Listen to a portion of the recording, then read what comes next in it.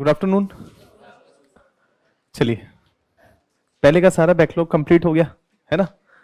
मतलब दो बैचेस में अलग अलग क्लासेस चल रही थी, अब दोनों साथ साथ चलेंगे, है ना। जो भी इश्यूज थे, जो भी पहले के टॉपिक थे, उन सबको हम लोगों ने कर लिया। लास्ट क्लास में जो आपके साथ चर्चा हो रही थी, जो क्लास साथ में चल रही थी, उसमें हम नदी के द्वारा निर्मित विभिन्न प्रकार की स्थलाकृतियों की चर्चा कर रहे थे, है ना। उसमें हम लोगों ने कुछ अपर्दनात्मक स्थलाकृतियों को देख लिया था, वी आकार की घाटी, गॉर्ज, कैनियन, है ना, जलगर्तिका, रैपिड्स, है ना। ऐसे शब्दावली को, वाटरफॉल, जलप्रपात, इनके बनने की प्रक्रियाओं को हम लोगों ने देख लिया था। अब निक्षेपात्मक स्थलाकृतियों की तरफ बढ़ रहे थे, और उसमें से आपसे एक जलोढ़ पंख के बारे में चर्चा किए थे, और उत्तरी बिहार में बिहार जो बाढ़ का कारण है उसके बारे में भी, जलोढ़ पंख और उसका निर्माण और उसमें सेटलमेंट का बसना, उसके बारे में चर्चा उदाहरणों के माध्यम से हम लोगों ने देखा था। यू आकार की घाटी के बारे में भी चर्चा किए थे, है ना। नदियां बनाती नहीं है, नदियां उसमें बहती है ना। और नदियों के द्वारा बनाया जाएगा तो वो अप्रदानात्मक हो या निक्षेपात्मक होगा? निक्षेपात्मक होगा। क्लियर है। अभी विस्तार से आज संभवतः वहां पहुंच जाएंगे तो यू आकार की घाटियों के बारे में चर्चा आपसे विस्तार से होगी, ठीक है। कि ग्लेशियर्स के द्वारा बनाए जाते हैं, कैसे बनते हैं देखेंगे। आज के टॉपिक में जो पहला इंपॉर्टेंट टॉपिक है वो है विसर्प, ठीक है। और विसर्प अपर्दनात्मक और निक्षेपात्मक दोनों प्रकार की स्थलाकृति है, ठीक है। अपर्दनात्मक भी है और निक्षेपात्मक भी। तो इस टॉपिक को थोड़ा सा समझेंगे, टॉपिक हमारा कंप्लीट हो जाएगा। विसर्प का सिंपल मतलब होता है सर्पीलाकार, है ना। कि नदी अगर कुछ इस तरह से बह रही है, या इसको ऐसे डायग्राम से देखें, नदी कुछ इस तरह से अगर बह रही है, ये नदी है, इस आकृति को हम क्या कहते हैं? विसर्प। मिएंडर करता है। तो मिएंडर करने का एक मूल कारण क्या होगा कि नदी जब मैदानी इलाकों में एंटर करेगा, तो मैदान में जब नदी के सामने बाधा आएगी तो नदी उस बाधा को पार नहीं कर पाएगी। क्यों? क्योंकि नदी में ऊर्जा कम हो गई है, ढाल कम हो गया है।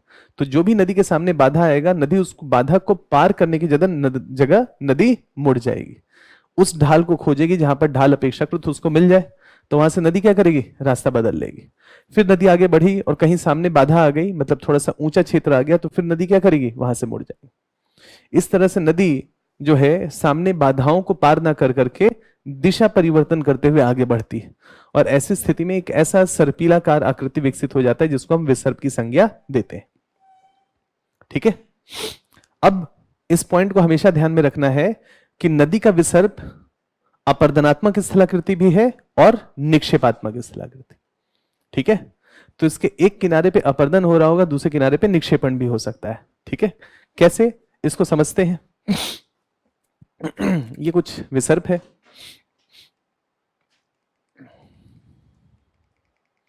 जो भी विसर्प है ना।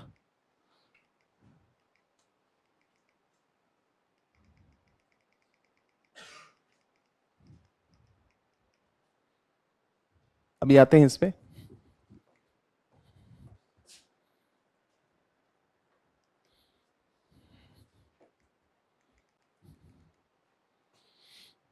यहां पर इसको देखते हैं।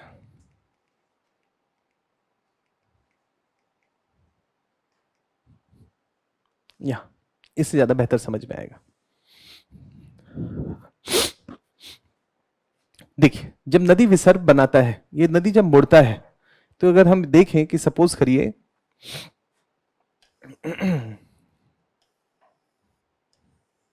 कि नदी कुछ इस तरह से विसर्प बनाते हुए आगे बढ़ रहा है,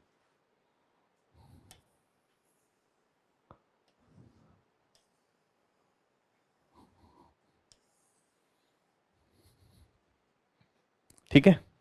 अब नदी कुछ ऐसे विसर्प बनाते हुए आगे बढ़ रहा है, तो मान लेते हैं कि नदी का डायरेक्शन ये है, ऐसे बह रहा है, ठीक है। ध्यान से बात को समझने की कोशिश करिएगा, आराम से समझ में आ जाएगा। नदी जब ऐसे बहेगा, तो नदी ने अगर यहां विसर्प बनाया, तो ये बताएं कि क्या नदी यहां पर आकर के डायरेक्ट हिट करेगा? और यहां से टकराने के बाद क्या नदी ऐसे मुड़ेगा? मुड़ेगा। अब नदी की दो स्थिति है, एक सीधे आकर के टकराया और टकराने के बाद इधर मुड़ा, तो एक टकराने वाला पोजीशन 1, और टकरा के जब आगे बढ़ा तो पोजीशन नंबर 2।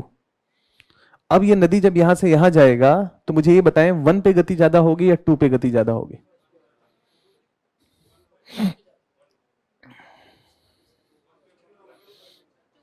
टू पे गाड़ी जब किसी चीज से टकरा जाती है उसके बाद इधर उधर जाती है तो उसकी गति ज्यादा होती है कि टकराते समय गति ज्यादा होती है ना? तो नदी जब यहाँ टकराएगा तो यहाँ गति ज्यादा होगी, और टकराने के बाद जब आगे बढ़ेगा तो अधिकतर एनर्जी तो यहीं एब्जॉर्व कर लिया गया ना, यहां से टकरा करके आगे बढ़ेगी तो गति कम हो चुकी हो। सहमत है? तर्क से सहमत है? अब जब यहां तेज गति से हिट करेगा तो यहां अपर्दन होना चाहिए कि निक्षेपण होना चाहिए? तो यहां क्या हो रहा होगा? अपर्दन। क्लियर है? अब जब अपर्दन हुआ तो गाद बालू मिट्टी का अपर्दन हुआ ना। अब ये गाद बालू मिट्टी ये लेकर के चलेगा इधर, अब इसकी गति बढ़ गई है या कम हो गई है? तो क्या ये अपने साथ गाद बालू मिट्टी ज्यादा ले जा सकता है? तो यहां टकरा करके क्या करेगा? यहां निक्षेपण करना शुरू कर देगा। तो इस किनारे पे क्या हो रहा होगा? निक्षेपण। तो एक किनारे पे अपर्दन हो रहा होगा, दूसरे किनारे पे निक्षेपण हो रहा होगा। तो ये जो ऐसा सर्पिलाकार आकृति बना है इसी को हमने विसर्प कहा। तो विसर्प के दोनों किनारों में से एक किनारे पे अपर्दन होता है, दूसरे किनारे पे निक्षेपण होता है। तो ये जो विसर्प बना, क्या दोनों किनारों की गहराई समान होगी? एक किनारा अपेक्षाकृत गहरा होगा, दूसरा किनारा अपेक्षाकृत कम गहरा होगा, क्योंकि वहां पर निक्षेपण हो रहा है। तो क्या ये विसर्प बनने का कारण केवल अपर्दन है या अपर्दन और निक्षेपण दोनों है? आसान है। अब इसी को डायग्राम से देखें। यहां ये नदी का डायरेक्शन है,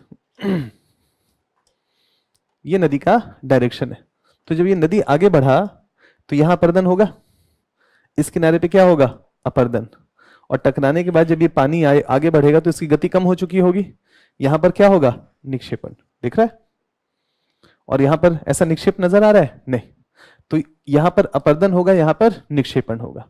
निक्षेपण को यहां पर बार, जैसे पहले किस्मी बार खाते थे ना, याद है? पहले एक चॉकलेट वाला या 2 रुपए 1 रुपए में मिलता था किस्मी बार, तो वैसा बार जैसा आकृति है, तो इसको कहा गया बार। अब दूसरा मतलब बार का मत निकाल लीजिएगा, है ना, वो किस्मी बार वाला बार। क्लियर है? तो ये वैसा बार हो गया। और एक किनारे पे क्या हुआ? अपर्दन अपेक्षाकृत ज्यादा हो गया। तो यहां पर नदी गहरी होगी, यहां पर नदी उथली होगी, यहां पर अपर्दन होगा, यहां पर निक्षेपण होगा। तो यूपीएससी कहे कि विसर्पों के दोनों किनारों पे अपर्दन होता है या दोनों किनारों पे निक्षेपण होता है तो स्टेटमेंट गलत होगा। एक किनारों पे अपर्दन, दूसरे किनारे पे निक्षेपण। आसान है। एक किनारे पे गहराई ज्यादा होगी, एक किनारा अपेक्षाकृत उथला होगा। तैरना नहीं आता है तो अब देख लीजिए कि किधर नहाना चाहिए, है ना, इधर या इधर। भूगोल का कुछ तो इस्तेमाल करेंगे ना। अगर मान लेते हैं कि विसर्प वाले इलाके पे हैं और वहां पर कहा जाए कि नदी में नहाए, तो आप क्या कहेंगे? इधर नहीं नहाऊंगा, उधर नहाऊंगा। क्लियर है ना? क्योंकि निक्षेपण हो रहा है तो गहराई धीमे धीमे गए, और यहां पर गहराई अपेक्षाकृत ज्यादा होगी। पता चला कि यहां पर नदी की गहराई कम है तो यहां पर भी सोचे कि गहराई कम ही होगी, लेकिन इस किनारे पे गहराई अपेक्षाकृत ज्यादा होगी। ठीक है? तो यही सिंपल सा टॉपिक है। इसी को हमने कहा, एक को कट कहा, कट हो रहा है। एक किनारा बैंक जहां पर काटा जा रहा है, दूसरा किनारा जहां पर बार या निक्षेपण हो रहा है। तो एक को पॉइंट बार कहा जाता है, मतलब वहां निक्षेपण हो रहा है, और दूसरे को कट बैंक कहा जाता है जहां पर उसको काटा जा रहा है। तो विसर्प अपर्दनात्मक स्थलाकृति भी है और निक्षेपात्मक स्थलाकृति। आसान है। प्रारंभिक परीक्षा के पॉइंट ऑफ व्यू से ऐसा स्टेटमेंट देगा तो अब आप कर सकते हैं, है ना, लिखा जा सकता है। अब इसी में एक पॉइंट और देख लेते हैं तो ये वाला टॉपिक कंप्लीट ही हो जाएगा। ये वही है, इसी को डायग्राम के माध्यम से बना दिए हैं कि यहां पर नदी की गहराई ज्यादा नजर आ रही है, यहां पर नदी की गहराई कम नजर आ रही हो। तो अगर विसर्प को देखा जाए तो विसर्प के नीचे की नदी का प्रोफाइल ऐसा ही होना चाहिए। एक जगह पे गहराई ज्यादा, एक किनारे पे गहराई ज्यादा होगी, दूसरे किनारे पे गहराई कम होगी। यहाँ अपर्दन ज्यादा हो रहा होगा, यहाँ निक्षेपण ज्यादा हो रहा होगा। सिंपल है ना? तो यहाँ पर जो भी अपर्दन हो रहा होगा, अपर्दन होने के बाद यहाँ निक्षेपण होगा। कुछ इस तरीके से इसको काटा जाएगा और काटने के बाद यहाँ पर निक्षेपण होगा। यहाँ से अपर्दन होगा और यहाँ पर निक्षेपण होता चला जाए। तो यहाँ पर गहराई कम होती चली जाएगी और उधर से कट किया जा रहा है तो वहां पर गहराई अपेक्षाकृत बढ़ती चली जाएगी। सिंपल है ना? तो यहाँ पर निक्षेपण होगा और यहाँ पर अपर्दन होगा, यहाँ पर निक्षेपण हो। ये पॉइंट बार अभी थोड़ी देर पहले देखे थे, एक किनारे में बने। अब थोड़ा सा इसी के साथ, इसी टॉपिक के साथ एक जुड़ा हुआ पक्ष है गोखोर झील। इस टॉपिक को भी इसके साथ जोड़ करके समझ लेते हैं, अपेक्षा करते टॉपिक आसान हो जाएगा। ठीक है,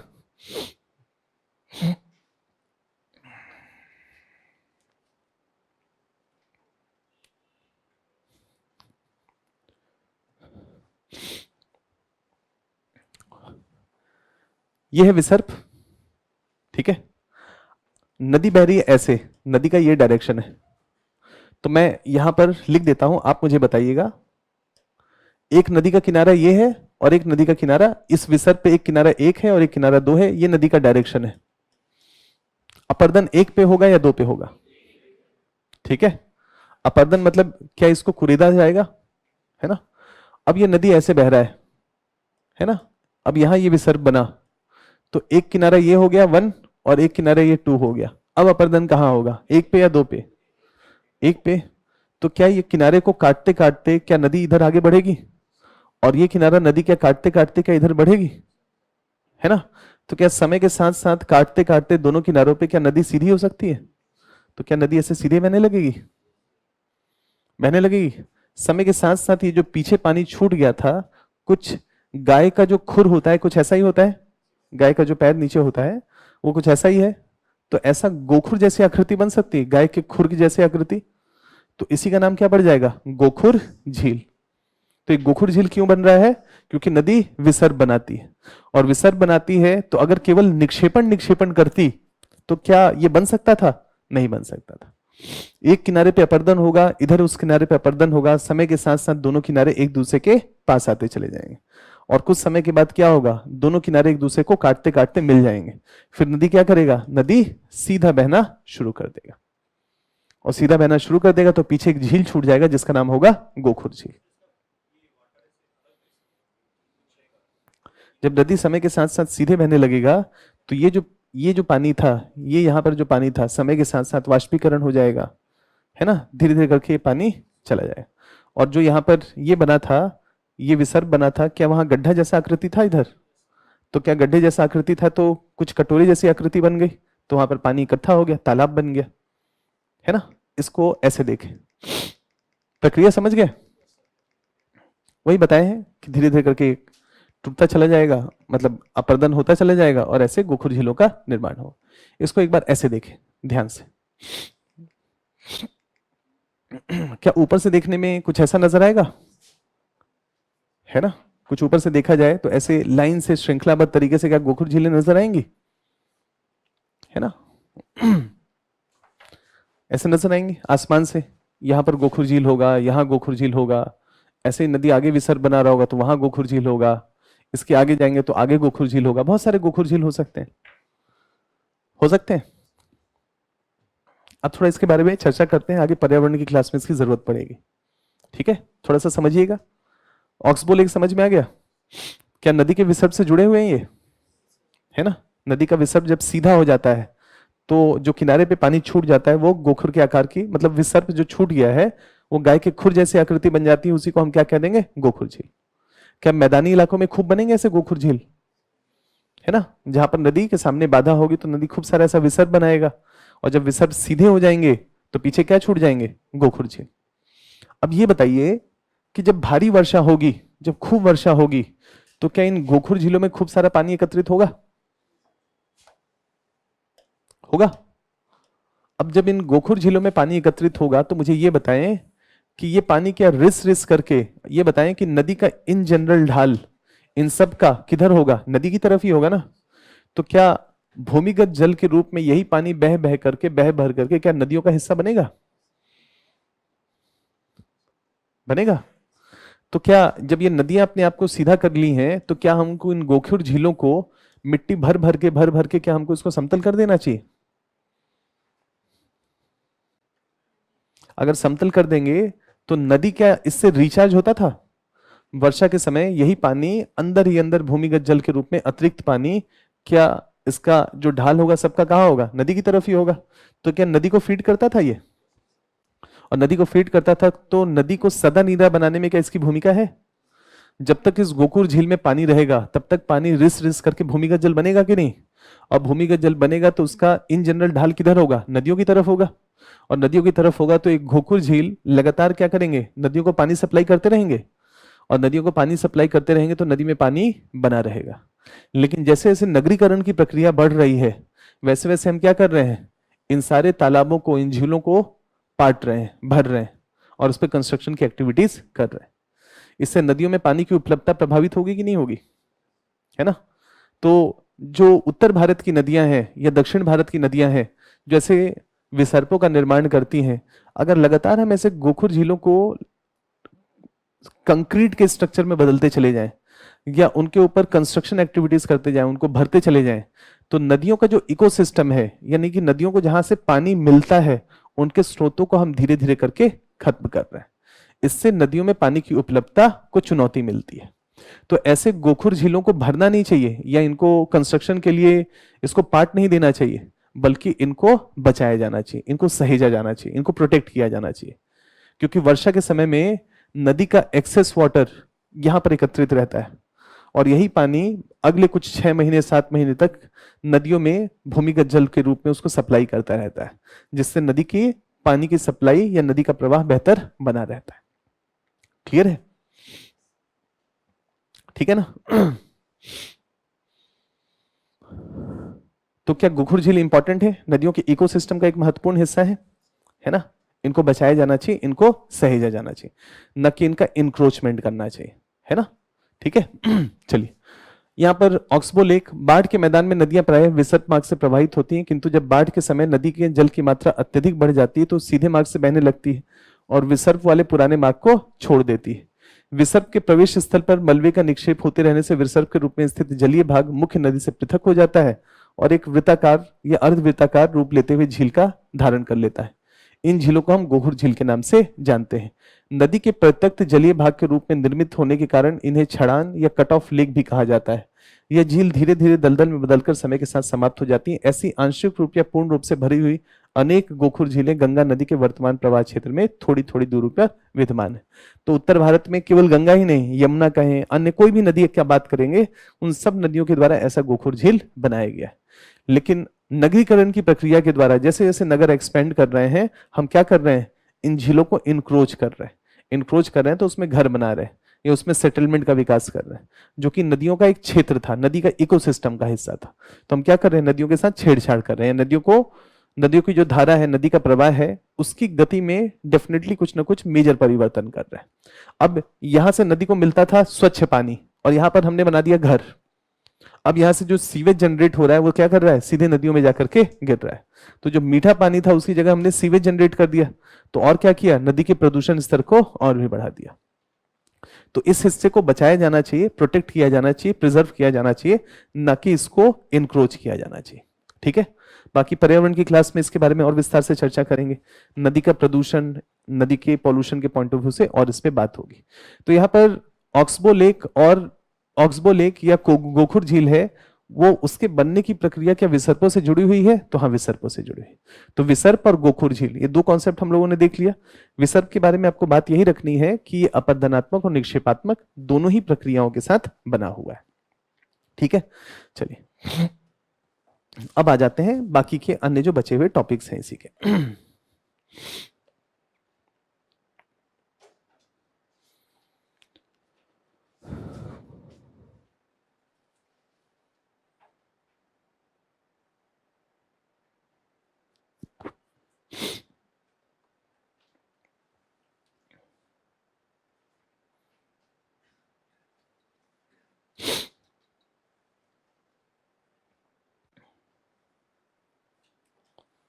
देखिए, इसमें हमने 2 पॉइंट चर्चा कर लिया, गोखुर झील और नदी रोधिकाएं। पॉइंट बार निक्षेपण से बनेगा और इसके साथ साथ जो भी गोखुर झील है, नदी रोधिकाएं हैं या नदी जो विसर्प का निर्माण करती है, उसके बारे में हमने चर्चा कर लिया। अब यहाँ पर एक टॉपिक जो है वो है बाढ़ का मैदान। ध्यान से इसको समझते हैं, है ना। इसकी भी जरूरत आपको बार बार पड़ेगी आने वाले समय में पर्यावरण की क्लास में, बाढ़ के मैदान की, है ना। इसको समझते हैं, एक कहानी सुनाते हैं एक छोटा सा, तब आप इसको ज्यादा बेहतर तरीके से समझ पाएंगे। दुर्गा शक्ति नागपाल का नाम सुना है आप लोगों ने? किस लिए सुना है? अच्छे कामों के लिए, खराब कामों के लिए? किस लिए सुना है? अच्छे कामों के लिए या बस सुना है? सिर्फ सुना है?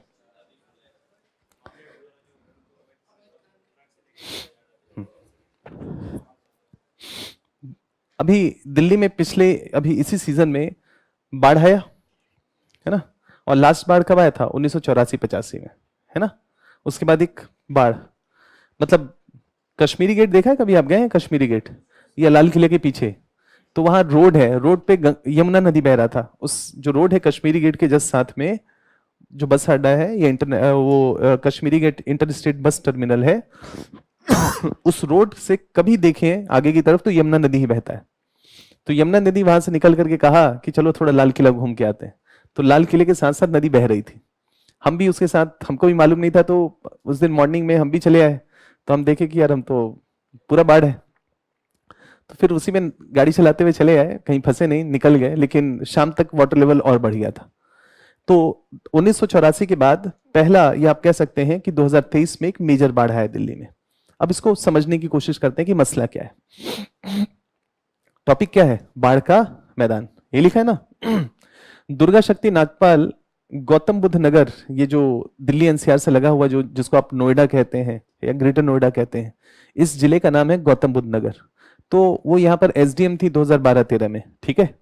तो हुआ क्या कि दिल्ली एनसीआर में कंस्ट्रक्शन एक्टिविटीज खूब चल रहा है ना, पूरे दिल्ली एनसीआर में।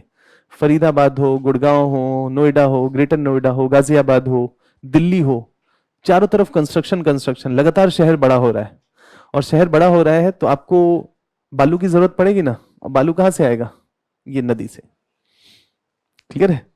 अब यहां पर इस बात को समझने की कोशिश करते हैं, नदी में बालू की भूमिका क्या होती है।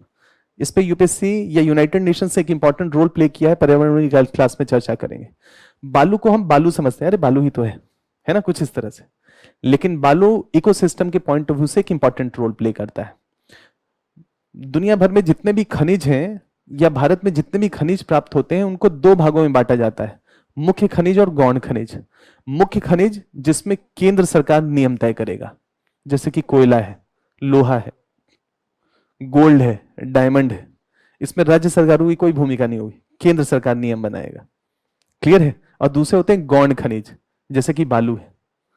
केंद्र सरकार कहता है कि राज्य सरकारों की भूमिका है, यानी कि राज्य सरकार अपने अपने हिसाब से बालू को लेकर के नियम बनाएंगे। ठीक है। अब देश में जितने भी राज्य हैं वो बालू को लेकर के उनके अपने अपने राज्य सरकारों के कानून है। क्लियर है? अब बालू करता क्या है, इस बात को समझने की कोशिश करें। यूनाइटेड नेशंस ने कहा कि बालू सबसे इंपॉर्टेंट खनिज है, मिनरल्स है, और इसको सहेजना बड़ा जरूरी है। बालू एक दिन में नहीं बना है, हजारों लाखों सालों की प्रक्रिया में नदी के द्वारा बहते गहते, चट्टानों को तोड़ते तोड़ते और उसको घुमाते घुमाते, है ना, आगे, मतलब आप उसको लगातार क्या कर रहे हैं, ट्रेवल करा रहे हैं। करते करते बालू के कण डेवलप हुए। और बालू के कण करते क्या है, जैसे आप देखेंगे ना, तो आपका जो आरओ होता है, ये जो हम पानी पीते हैं, उसमें फिल्टर्स होते हैं। उसमें से एक फिल्टर होता है सेडिमेंट फिल्टर। सेडिमेंट मतलब बालू डाल दिया जाता है, पानी को उससे निकाला जाता है। बहुत सारे इम्प्योरिटी उसी बालू में अटक जाते हैं। तो नदी में अगर कोई पानी पहुंच रहा है और वो बालू से बहता हुआ जाएगा, तो बहुत सारे इम्प्योरिटी को सैंड फिल्टर कर लेता है।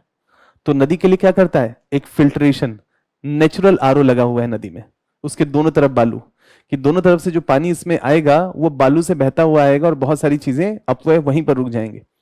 तो बालू क्या करता है, फिल्ट्रेशन का काम करता है, पहला काम। दूसरा, आप बालू में पानी डालें तो सारा पानी क्या होता है, सोख लेता है कि नहीं।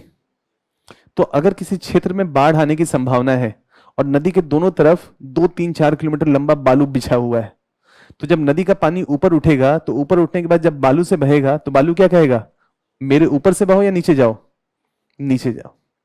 तो भूमिगत जल बनाने में बालू की भूमिका है कि नहीं। यानी कि बाढ़ को साधा जा सकता है अगर बालू का प्रबंधन बेहतर हो। नदी के दोनों तरफ जो बालू है, अगर इलीगल तरीके से बालू को हटा दें आप, तो क्या जब नदी का पानी आगे उफान पे आएगा, तो क्या वो भूमिगत जल के रूप में पहुंचाने में वो सक्षम हो पाएगा, नहीं हो पाए। तो सारा पानी बहना शुरू करेगा कि नहीं, और बहना शुरू करेगा तो वाटर लेवल बढ़ेगा कि नहीं, और बढ़ेगा तो बाढ़ की संभावनाएं बढ़ जाएंगी। तो बालू का खनन होना चाहिए, होना चाहिए, लेकिन रेगुलेटेड तरीके से। कितना खनन किया जाए ताकि उस क्षेत्र में बाढ़ का संकट विकराल ना हो, इन सब चीजों का बैलेंस बनाना जरूरी है कि नहीं। अब क्या है कि बालू क्या है, बालू और पानी एक ऐसे रिसोर्सेज हैं जो फ्री माने जाते हैं, कि कहीं पर जाओ और खोद करके निकाल लो, और एक ट्रक 5-10 हजार रुपए का मिलता है। यानी कि एक ट्रक भी अगर आज निकाल लिया गया तो उस व्यक्ति के लिए 5 से 10 हजार का इनकम हो गया। तो क्या करेंगे, उसमें अगर करप्शंस भी हैं, अगर नीचे से ऊपर तक लोग उसमें इन्वॉल्व हैं, तो कुछ कुछ पैसे उनको दे दो, उसके बाद भी 5 से 7 हजार का बेनिफिट होगा पर ट्रक। तो क्या होगा, बहुत सारे लोग इस कार्य में जुड़ जाएंगे कि नहीं, कि कैसे भी हमको बालू का परमिट मिल जाए, लाइसेंस मिल जाए, हमको कहा जाए कि हम डेली 5 ट्रक निकालेंगे, या हमको लाइसेंस मिला कि आप डेली 5 ट्रक निकाल सकते हैं। तो एक बार लाइसेंस मिल जाए, फिर हम डिसाइड कर लेंगे 5 ट्रक निकालना है कि 20 ट्रक निकालना है कि नहीं। तो लोग बालू का लाइसेंस लेना चाहेंगे, और लाइसेंस लेने के बाद उसमें बहुत सारे करप्शन इन्वॉल्व हो जाएगा। 5 ट्रक का लाइसेंस मिला है और डेली निकालने 20 ट्रक, तो क्या होगा, उसका कुल प्रॉब्लम ये होगा कि भविष्य में जिस क्षेत्र से बालू निकाला जा रहा है, लार्ज स्केल पे निकाला गया, तो भविष्य में अगर नदी में बाढ़ की स्थिति आएगी, तो जिन हिस्सों से बालू निकाला गया है, वहां से नदी तेज गति से आगे बढ़ेगा, और जो भी उसके रास्ते में आएगा उसको बाढ़ के प्रभाव को ज्यादा झेलना पड़ेगा। दुर्गा शक्ति नागपाल ने देखा कि इलीगल तरीके से उनको परमिट किया गया 1 या 2 ट्रक, और सब निकाल रहे हैं खूब सारे। तो उन्होंने एक साथ रेड मारा और 500 ट्रक पकड़ लिए, और 500 ट्रक को बंद कर दिया। और 500 ट्रक सबके थे, नेता से लेके अभिनेता सबके थे। क्लियर है। तो ऐसे में प्रॉब्लम्स हुआ होगा काफी ज्यादा पॉलिटिकली। सबने कहा होगा कि ये किसको बैठा दिया वहां पर, है ना, नोएडा में, इनको वहां से हटाओ, है ना, सस्पेंड करो। तो ये सारी चीजें हुई होंगी, लेकिन तब तक कुछ पत्रकार होंगे जिन्होंने इस मामले को नेशनल न्यूज बना दिया होगा कि वो तो अच्छा काम कर रही थी, लेकिन उसके लिए परिणाम क्या मिला, सस्पेंशन। तो ये सारा मामला क्या हो गया, लाइमलाइट में आ गया। तो एथिक्स पे सवाल बन गया इस पे, एक, है ना, कि एक जिम्मेदार ऑफिसर होने के नाते क्या करना चाहिए, है ना। तो उन्होंने तो अपनी जिम्मेदारी का निर्वहन किया कि उस क्षेत्र में भविष्य में बाढ़ ना आए, प्रभावी रूप से बालू का नियंत्रण किया जाए, या इलीगल तरीके से उसकी माइनिंग ना हो, उसको लेकर के उन्होंने कार्य किया। वो कार्य करते समय क्या सोच रही होंगी कि क्या इस क्षेत्र में भविष्य में बाढ़ आएगा, तो अगर बालू इस क्षेत्र में नहीं होगा तो क्या एक बड़ी समस्या हो सकती है उस क्षेत्र के पॉइंट ऑफ व्यू से। तो क्या उनको बाढ़ बाढ़ के मैदान की बेहतर समझ रही होगी, और वहां पर वो उस पूरे एक्टिविटी को रेगुलेट करने का प्रयास कर रही थी। तो बालू एक इंपॉर्टेंट मिनरल है, और ये बाढ़ के समय में सबसे ज्यादा इसकी भूमिका समझ में आती है कि अगर नदी के दोनों तरफ खूब सारा बालू है, तो बहुत सारे पानी को नदी क्या करता है, नीचे पहुंचा देता है बालू के माध्यम से। उतना पानी सरफेस पे नहीं होगा, और उतना पानी सरफेस में नहीं हो तो वाटर लेवल ऊपर नहीं बढ़ेगा, यानी कि बाढ़ की गंभीरता या विकरालता अपेक्षाकृत कम हो जाएगी। इस संदर्भ में बाढ़ के मैदानों को प्रोटेक्ट किया जाना चाहिए कि नहीं। तो नदी के दोनों तरफ जहां नदी बह रहा है, जब नदी में उफान होता है, एक्सेस वाटर होता है, तो नदी दोनों तरफ अपने पानी को क्या करता है, फैलाता है, बढ़ता है। लेकिन उसके साथ साथ गाद बालू मिट्टी का निक्षेपण भी नदी दोनों किनारों पे करता चला जाता है। ऐसे हिस्से को हम क्या कहते हैं, बाढ़ का मैदान। नदी के बाढ़ यानी कि नदी में जब एक्सेस पानी था, तो नदी के द्वारा अतिरिक्त मात्रा में गाद बालू मिट्टी चीका जो भी होगा उन सब चीजों का निक्षेपण नदी अपने दोनों किनारों पे करेगा, और ऐसे निक्षेप जनित मैदान को हम फ्लड प्लेन या बाढ़ के मैदान के नाम से जानते हैं। क्लियर है। क्या इसका इंक्रोचमेंट होना चाहिए कि घर नहीं मिल रहा है यहां जाके घर बना लेते हैं, है ना। कि हाँ बालू का इलीगल तरीके से माइनिंग होना चाहिए, नहीं होना चाहिए। तो ये नदी का हिस्सा है ना, नदी का क्षेत्र है।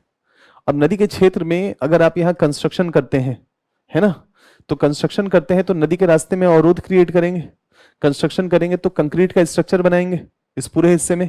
इसका मतलब है कि नदी के रास्ते में बाधा क्रिएट करेंगे, और नदी अपना बाउंड्री तय कर चुका है कि मेरा पानी यहां तक जाता है, और यहां तक जाता है तो इस रास्ते में व्यवधान ना क्रिएट करे, मैं यहां निक्षेपण करूंगा, और भविष्य में अगर वाटर लेवल बढ़ेगा तो मैं यहां पर पानी को रखूंगा। अगर हम इस फ्लड मैदान को इंक्रोच करते हैं, बालू निकालते हैं, तो ये सारा पानी आगे बढ़ेगा, आगे बढ़ेगा। तो बाढ़ का एक मेजर प्रॉब्लम देश में क्या है, बाढ़ के मैदानों का इलीगल इंक्रोचमेंट, बालू का इलीगल तरीके से खनन। तो आगे बाढ़ एक आपदा प्रबंधन है ना, आपदा का प्रबंधन करेंगे। तो भारत में बाढ़ आने का मुख्य कारण क्या है, तो उसमें से एक इलीगल माइनिंग। क्लियर है, चर्चा करेंगे। तो यही पॉइंट क्लियर हुआ, बाढ़ का मैदान अपर्दनात्मक स्थलाकृति है, निक्षेपात्मक स्थलाकृति है, निक्षेपात्मक। जब जल का स्तर बढ़ता है, यानी कि बाढ़ के समय जब पानी उफान पे होता है, तो अपने साथ दोनों किनारों पे गाद बालू मिट्टी का निक्षेपण करता है, और इस पूरे प्रोसेस में किसका निर्माण होता है, बाढ़ के मैदान का। जैसे अभी यमुना में जब फ्लड आया था, तो कश्मीरी गेट और आसपास सारा हिस्सा डूबा हुआ था, और जब नदी का पानी पीछे गया तो सारे रोड पे क्या था, गाद बालू मिट्टी का निक्षेपण। 2-3 दिन के वाटर लेवल पे जब इतना निक्षेपण किया जा सकता है, तो जब बाढ़ हर साल किसी नदी में आता है और कोई हिस्सा कुछ महीने 2 महीने तक डूबा रहता है, तो कितना ज्यादा गाद बालू मिट्टी नदी दोनों किनारों पे निक्षेपित करती है। इमेजिन करें इसको। है ना, उस हिस्से को हम बाढ़ के मैदान के नाम से जानते हैं। तो यहाँ पर ये है, ये नदी है, ये नदी के किनारे ये जो हिस्सा है ये बाढ़ का मैदान है। यहाँ पर कंस्ट्रक्शन नहीं होता है, यहाँ आप खेती कर लें, पेड़ पौधे लगा लें, साग सब्जियां उगा लें, उसमें कोई दिक्कत नहीं है, क्योंकि जब बाढ़ आएगा तो वो सब डूब जाएगा, फिर आप उगा लें। लेकिन अगर आप इसका कंक्रीट का स्ट्रक्चर बनाएंगे आप यहाँ पर, तो अपेक्षाकृत क्या होगा, वो चुनौतीपूर्ण होगा, वो क्षेत्र डूबेगा भी। और साथ ही साथ नदी, इस पूरे क्षेत्र में जब नदी का पानी उफान पे होता है, तो जब ये पानी यहाँ पर भरेगा तो क्या ये भूमिगत जल का हिस्सा बनेगा? इस क्षेत्र के वाटर रिचार्ज में एक महत्वपूर्ण भूमिका होती है बाढ़ के मैदान की, जो वाटर लेवल को बढ़ाता है। लेकिन अगर इस पूरे हिस्से को कंक्रीट का स्ट्रक्चर बना दें, शहर बना दें, तो ऐसी स्थिति में नदी का पानी जो फैल सकता था वो फैल नहीं पाएगा, तो नदी का पानी क्या होगा, ऊपर उठेगा, और ऊपर उठेगा तो बाढ़ की समस्या विकराल होगी। मुंबई में बाढ़ आने का एक मूल कारण यही है कि उस नदी के दोनों किनारों पे, है ना, कंक्रीट का स्ट्रक्चर बना दिया गया है। तो नदी दोनों तरफ फैल नहीं पाती है, तो नदी कैसे ग्रो करती है, वर्टिकली। और ऐसी स्थिति में जो भी सामने आता है उसको डुबाते हुए आगे बढ़ती है, यानी कि वाटर लेवल बहुत ज्यादा बढ़ जाता है। तो अगर बाढ़ को साधना है तो बाढ़ के मैदानों को किसी भी प्रकार के इलीगल इंक्रोचमेंट से फ्री रखना पड़ेगा। नदी का जो पारिस्थितिकी तंत्र है, यानी कि बाढ़ का मैदान नदी के पारिस्थितिकी इकोसिस्टम का हिस्सा है। एक्सेस वाटर वहां पर एकत्रित होता है, और चूंकि बालू की मात्रा ज्यादा है तो सारा पानी भूमिगत जल के रूप में, यानी नीचे जाता है टिप टिप करके।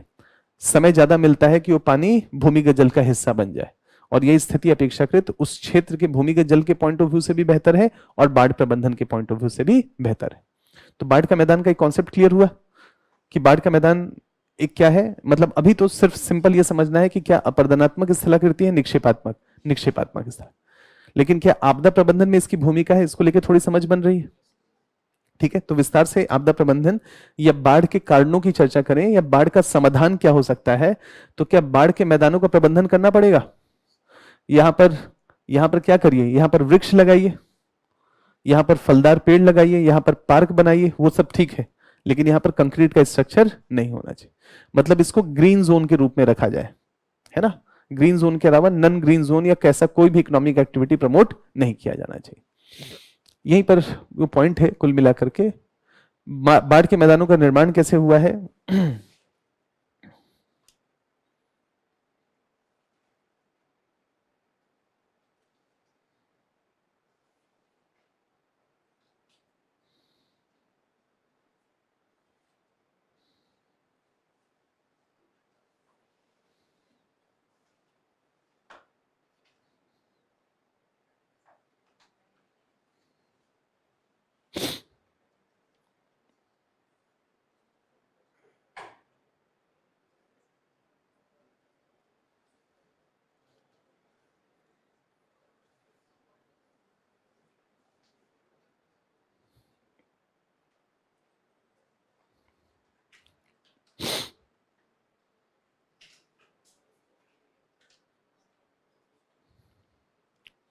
देखिए, बाढ़ के मैदानों का निर्माण कैसे हुआ है, तो सिंपल सा उसका प्रक्रिया वही है। हर बार नदी में बाढ़ आने पर यह बाढ़ की मौजूदा परत के ऊपर गाद की एक नई परत बिछाता चला जाता है। बाढ़ के मैदान की चौड़ाई नदी के विसर्ग पर निर्भर करती है। अगर विसर्ग बड़ा होगा तो निक्षेपण ज्यादा होगा, विसर्ग छोटा होगा तो निक्षेपण कम होगा। यदि पार्श्व कटाव प्रत्येक मोड़ पर बहुत अधिक होगा तो नदी में बाढ़ का मैदान का विकास होगा। ये जो इस तरीके से,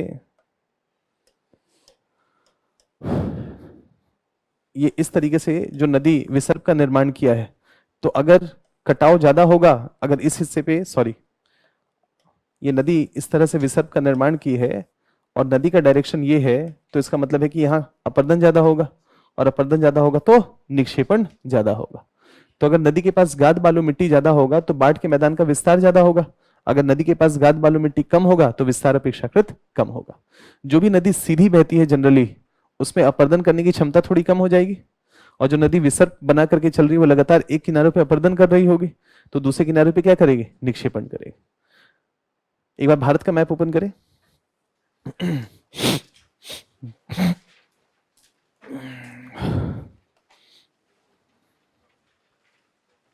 भारत का मैदान, भारत का विंध्याचल और सतपुड़ा पर्वत देखें। विंध्याचल और सतपुड़ा कई बार देखा ना पहले।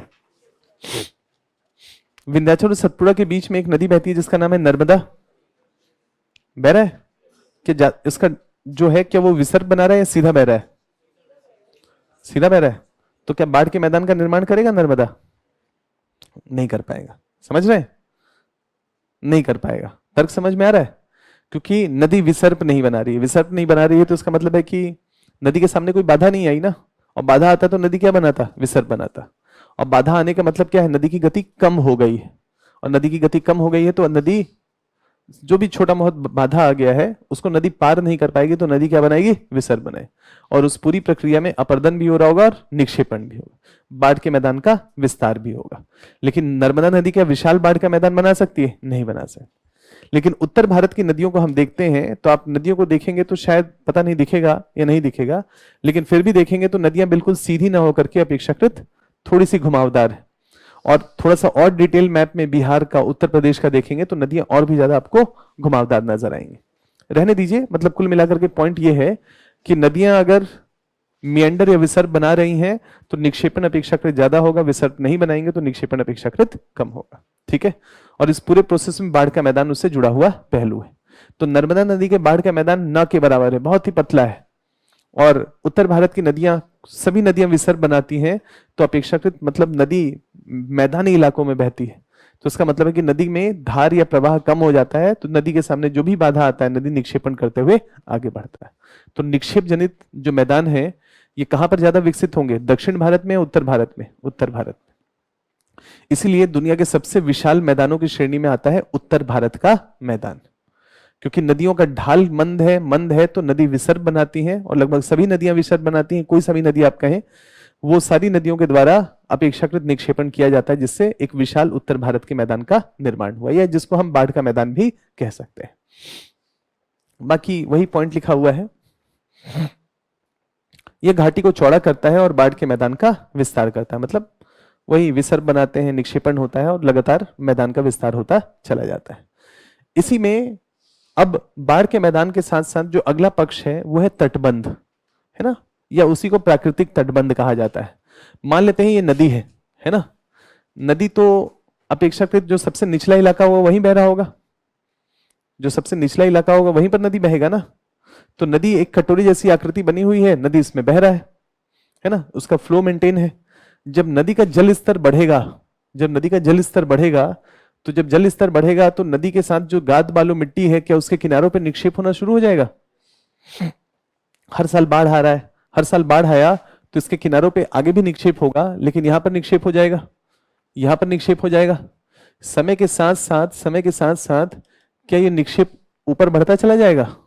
और बढ़ जाएगा तो क्या, अब आराम से सोचें कि जैसे जैसे ये बढ़ेगा, ऊंचा होता चला जाएगा, क्या नदी को ये बांधने का काम कर रहा है? इसकी ऊंचाई बढ़ती चली गई, इसका मतलब है कि भविष्य में अगर नदी का पानी इतना भी रहा तब भी नदी का पानी इसको क्रॉस नहीं कर पाएगा। नदी को अगर क्रॉस इसको करना है तो नदी को और ऊंचा होना पड़ेगा। तो ये प्राकृतिक रूप से तट को बांध रहा है कि नहीं, या नदी को इस पतले से सकरे से रास्ते में रख रहा है? तो ये जो प्राकृतिक तटबंध है, क्या ये बाढ़ प्रबंधन में इनकी भूमिका है? अब जरा सोच करके देखें, यहां पर नदी के द्वारा खूब सारा गाद बालू मिट्टी का निक्षेपण किया गया है, और खूब सारा निक्षेपण किया गया है और ये लगातार ऊंचा होता चला गया। इसका मतलब है कि नदी का जल स्तर जब इससे ऊंचा होगा तभी उस क्षेत्र में बाढ़ आ सकती है। और इतने में एक भूमाफिया पहुंच गया और वो कहा कि यार यहां खूब बालू का निक्षेपण है, यहीं से निकालता हूं, और इस तटबंध से खूब बालू निकालना शुरू किया। और क्या किया कि ऐसा ना करके इसको ऐसा बना दिया। क्लियर है? अब थोड़ा सा भी जल स्तर बढ़ेगा तो क्या पानी आगे की तरफ बढ़ेगा? बाढ़ की संभावनाएं बढ़ जाएंगी। तो तटबंध को तोड़ना चाहिए, नहीं तोड़ना चाहिए, या उसका जरूरत से ज्यादा क्या दोहन किया जाना चाहिए? नहीं किया। इसीलिए किया क्या जाता है कि कम से कम देश भर में कॉमन पैटर्न क्या है, वो ये है कि मॉनसून के सीजन में बालू का खनन बैन है। 4 महीनों में बालू नहीं निकाला जाता है। कौन कौन से 4 महीने? जून, जुलाई, अगस्त और सितंबर। पूरे देश भर में बालू को बैन किया जाता है। क्यों बैन किया जाता है? क्योंकि परमिट दे देंगे तो कोई क्या करेगा, ये यहां जाकर के निकाल आएगा, है ना, और निकाल लेगा। और बाढ़ का सीजन है तो ऐसी स्थिति में अगर ये तटबंध टूट गया, यहां से बालू अतिरिक्त मात्रा में निकाल लिया गया, तो पानी बह करके आगे बढ़ जाएगा। तो 4 महीने तक बालू नहीं निकालने दिया जाता है ना, लाइसेंस ही नहीं दिया जाता है। क्यों? क्योंकि एक बार लाइसेंस दे दिए फिर 5 की जगह 20 निकाल रहे, उसमें करप्शन की पॉसिबिलिटी। और अगर कंप्लीट बैन कर दिए तो कोई भी निकाल करके ले जा रहा है तो इमिडिएटली उस पर एक्शन लिया जा सकता है। अब लेंगे नहीं लेंगे वो एक अलग बात है, but the thing is that कि 4 महीने तक बैन किया जाता है। तर्क समझ में आ रहा है? प्राकृतिक तटबंध क्या नदी को या नदी में बाढ़ को साधने में क्या एक रोल प्ले करते हैं? तो क्या प्राकृतिक तटबंधों को बचाया जाना चाहिए, या हर मानसून के सीजन से पहले क्या इसकी मरम्मत की जानी चाहिए, खास करके उन क्षेत्रों में जहां बाढ़ आने की संभावना है कि नहीं? चलिए एक छोटा सा कहानी और सुनते हैं, है ना। देखिए, देश के बहुत सारे हिस्सों में, अब नाम नहीं लेंगे कौन से हिस्सों में, जहां जहां बाढ़ आने की संभावना है, नहीं तो लोगों को लगेगा ऑफेंडेड, नहीं सर हमारे यहाँ नहीं होता है, लेकिन ऐसी प्रैक्टिसेस होती है। अब यहाँ पर क्या है कि मान लेते हैं कि प्राकृतिक तटबंध नदी को बांधने का कार्य करता है। अब ये प्राकृतिक तटबंध का मतलब है कि आगे बढ़ते चले जाएं। मान लेते हैं कि जल का स्तर बढ़ रहा है, जल का स्तर बढ़ रहा है तो प्राकृतिक तटबंध इन दोनों को बांध रहे हैं, लेकिन अगर और पानी का लेवल बढ़ जाए तो इसका मतलब है कि पानी बह करके आएगा कि नहीं। तो ऐसे में मान लेते हैं कि प्राकृतिक तटबंध हंड्रेड्स ऑफ किलोमीटर तक है, तो ऐसे में अगर बाढ़ आने की प्रबलता बढ़ जाए तो क्या करना चाहिए? मान लेते हैं कि इस तटबंध के आसपास कोई गांव है और इसके आगे 50-60 किलोमीटर आगे कोई गांव है, तो क्या करना चाहिए? 50-60 किलोमीटर आगे जाकर के यहां से तटबंध को तोड़ देते हैं, और यहां से तटबंध को तोड़ देंगे तो क्या होगा? ये सारा पानी इधर बह जाएगा, आगे पानी का लेवल क्या हो जाएगा? कम हो जाएगा, हमारे गांव में बाढ़ नहीं आएगी। तो लोग क्या करते हैं, बाढ़ के मौसम में ये जो तटबंध है, अगर उनके गांव में बाढ़ आने की संभावना होगी तो क्या करेंगे? आगे कुछ जा करके 20-25-50 किलोमीटर आगे जा करके दूसरे गांव का तटबंध तोड़ देंगे, ताकि यहां से पानी कहां चला जाए? उधर चला जाए। क्लियर है? फिर आगे वाटर लेवल क्या होगा? कम हो जाएगा। फिर अगर समस्या है तो थोड़ा सा और आगे जाके किसी और का तोड़ दे, फिर किसी और का तोड़ दे। क्लियर है? बाढ़ आया नहीं है, लेकिन ऐसा करने से आ जरूर जाएगा नहीं। तो लोग क्या करते हैं, पहले क्या होता था जब रूल ऑफ लॉ नहीं था या कानून का शासन प्रभावी रूप से नहीं था, खास करके ब्रिटिश पीरियड में, तो सब लाठी भाला लेकर के इस तटबंध में ऐसे खड़े रहते थे कि मेरा वाला नहीं टूटना चाहिए। क्लियर है? वो जाओ किसी और का तोड़ो, हमारा नहीं तोड़ो। तो रात को सब सोया करते थे, पहरा देते थे। क्लियर है? ऐसा होता था। जब देश आजाद हुआ तो फिर रूल ऑफ लॉ प्रभावी रूप से लागू हुआ, तब नियमों के आधार पर चीजें तय होनी शुरू। लेकिन इस तरीके से भारत में बाढ़ आता था, इमेजिन करें, दूसरा डूब जाए लेकिन हम ना डूबे। क्लियर है? क्लियर है? ऐसा होता था। तो यहां पर ये जो प्राकृतिक तटबंध है, कुल मिलाकर के इनकी भूमिका महत्वपूर्ण है, बाढ़ को साधने में एक इंपॉर्टेंट रोल प्ले करते हैं। ठीक है, ध्यान रहेगा इतना। विस्तार से आगे इनके बारे में चर्चा करेंगे। अपरदनात्मक है या निक्षेपात्मक है? निक्षेपात्मक इस तरह। तो मैदानी इलाकों में क्या प्राकृतिक तटबंध बनेंगे? बनते हैं। ठीक है। तो हर बार बाढ़ के साथ साथ ये प्राकृतिक तटबंध बनते चले जाते हैं। मान लेते हैं, सपोज करिए कि देश के अलग अलग हिस्सों में, आसाम में खूब बाढ़ आता है ना। क्यों बाढ़ आता है अभी चर्चा करते हैं थोड़ी देर में उसका, लेकिन बाढ़ आता है। उत्तरी बिहार में खूब बाढ़ आता है, कोसी को क्या कहते हैं? बिहार का शोक कहा जाता है। तो अब कोसी रिवर क्या करेगा? बार बार साल दर साल यहां पर निक्षेपण करेगा ना। निक्षेपण करेगा तो ये तटबंध बेहतर होंगे, मतलब स्थिति में होंगे।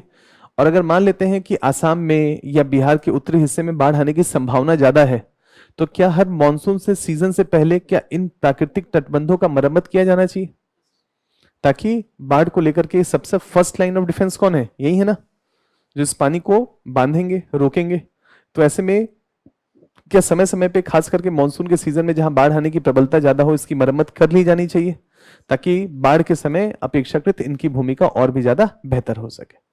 क्लियर है? तो आगे चर्चा करेंगे ना। इस शब्द का इस्तेमाल होगा बाढ़ प्रबंधन में। एक रोल क्या हो सकता है? प्राकृतिक तटबंध होगा। क्या इनका समय समय पर मरम्मत किया जाना चाहिए, इनकी देखरेख होनी चाहिए? क्या बाढ़ में इनकी भूमिका हो सकती है साधने में? तो देखेंगे, एक तरीका ये भी हो सकता है। तो ये शब्द बार बार न्यूज में आएगा, खास करके फ्लड में या बाढ़ के बारे में इनकी चर्चा होगी।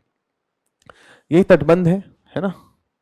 वाटर लेवल बढ़ेगा तो यहाँ पर लगातार समय के साथ साथ निक्षेपण होता बढ़ता चला जाएगा।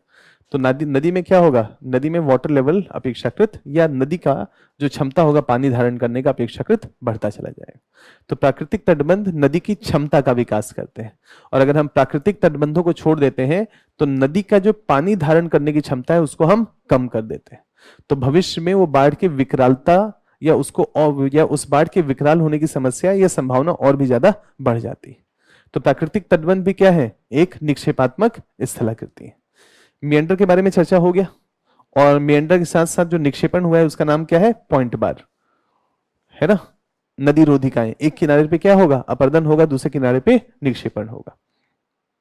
अब ये कैसे हुआ, ये चर्चा हम लोगों ने कर लिया।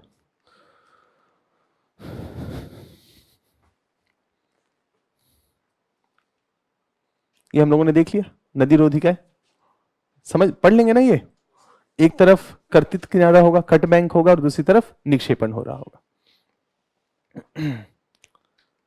ये देख ही लिया हम लोगों ने,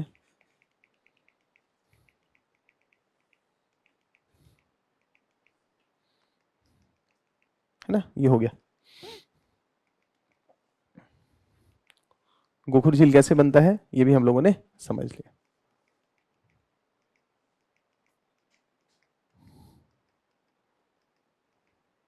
ये हो गया।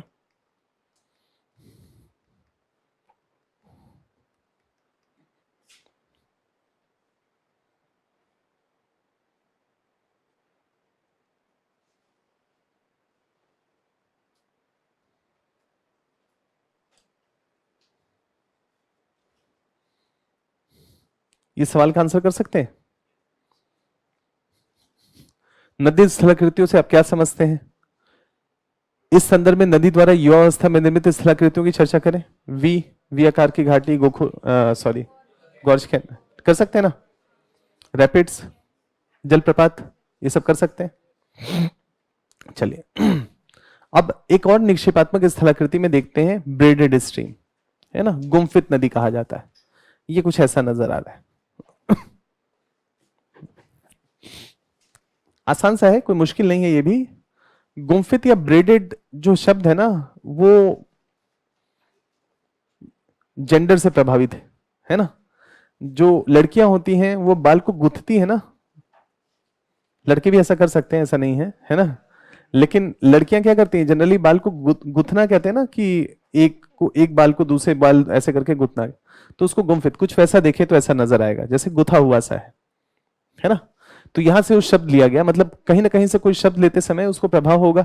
तो ये जो नदी को ऐसा देखा गया कि नदी गुथा हुआ सा प्रतीत होता है, जैसे बालों में हम बालों को गुथते हैं या उसको ब्रेड करते हैं, तो वैसा कुछ हमको नजर आता है। इसी को हम क्या कहते हैं, गुम्फित नदी कहते हैं। अब ये बताएं कि ऐसा बनने के लिए ढाल का अत्यंत तीव्र होना जरूरी है, अत्यंत मंद होना जरूरी है? अत्यंत मंद होना जरूरी है। क्या नदी में गाद बालू मिट्टी की मात्रा कम होनी चाहिए या ज्यादा होनी चाहिए? ज्यादा होनी चाहिए। एक तो ढाल अत्यंत मंद होना चाहिए, और नदी में गाद बालू मिट्टी की मात्रा ज्यादा होनी चाहिए। तो नदी जब गाद बालू मिट्टी को लेकर के चलेगा तो नदी के लिए क्या होगा, बड़ा मुश्किल होगा वो, है ना। इसको ऐसे इमेजिन करें कि नदी जब ढाल में था, जब नदी तेज था, यानी कि युवा अवस्था में था, जैसे अभी आप हैं, तो अगर आपको कहा जाए कि थोड़ा सा ज्यादा वजन लो तो आप लेकर के चल सकते हैं। लेकिन 80-85 साल की उम्र में कहा जाए कि उतना ही वजन लेकर के चलो तो नहीं चल सकते। नदी के साथ भी सेम स्थिति है। जब नदी युवावस्था में था तो अपने साथ बोझ या वजन ले जाने की क्षमता उसकी ज्यादा थी। लेकिन जैसे ही नदी समुद्र के पास पहुंचने वाला है, या नदी का ढाल अत्यंत मंद हो गया, वैसे ही नदी क्या हो गया, उसके साथ जो भार था उसको बोझिल लगने लगा, उसको साथ ले जाने की क्षमता कम हो गई। तो ऐसे में वही गाद बालू मिट्टी अब नदी के लिए बाधा बन जाएगी, और नदी के लिए बाधा बन जाएगी तो जो भी गाद बालू मिट्टी सामने आएगा, चूंकि ढाल बिल्कुल नहीं है, तो नदी उसको निक्षेप करेगा, और निक्षेप करने के बाद वहां से रास्ता बदल लेगा। और ऐसे करते हुए बीच बीच में हर जगह पे निक्षेपण होगा, और जहां से थोड़ा रास्ता मिलेगा वहां से बहता हुआ आगे बढ़ेगा। एक ऐसा गुथा हुआ नदी बन गया जिसको हम कहेंगे ब्रेडेड स्ट्रीम। ये नदी के ऊपरी मार्ग में होना चाहिए, निचले मार्ग में होना चाहिए? निचले मार्ग में हो, ये नदी के उस हिस्से में होगा जहां ढाल अत्यंत मंद हो गई। क्या नदी में गाद बालू मिट्टी की मात्रा कम होनी चाहिए? ज्यादा होनी चाहिए। ठीक है। अब एक बार आप लोग अच्छे से नॉर्थ ईस्ट का मैप ओपन करें, भारत का, और भारत के बाद नॉर्थ ईस्ट का अलग से मैप है।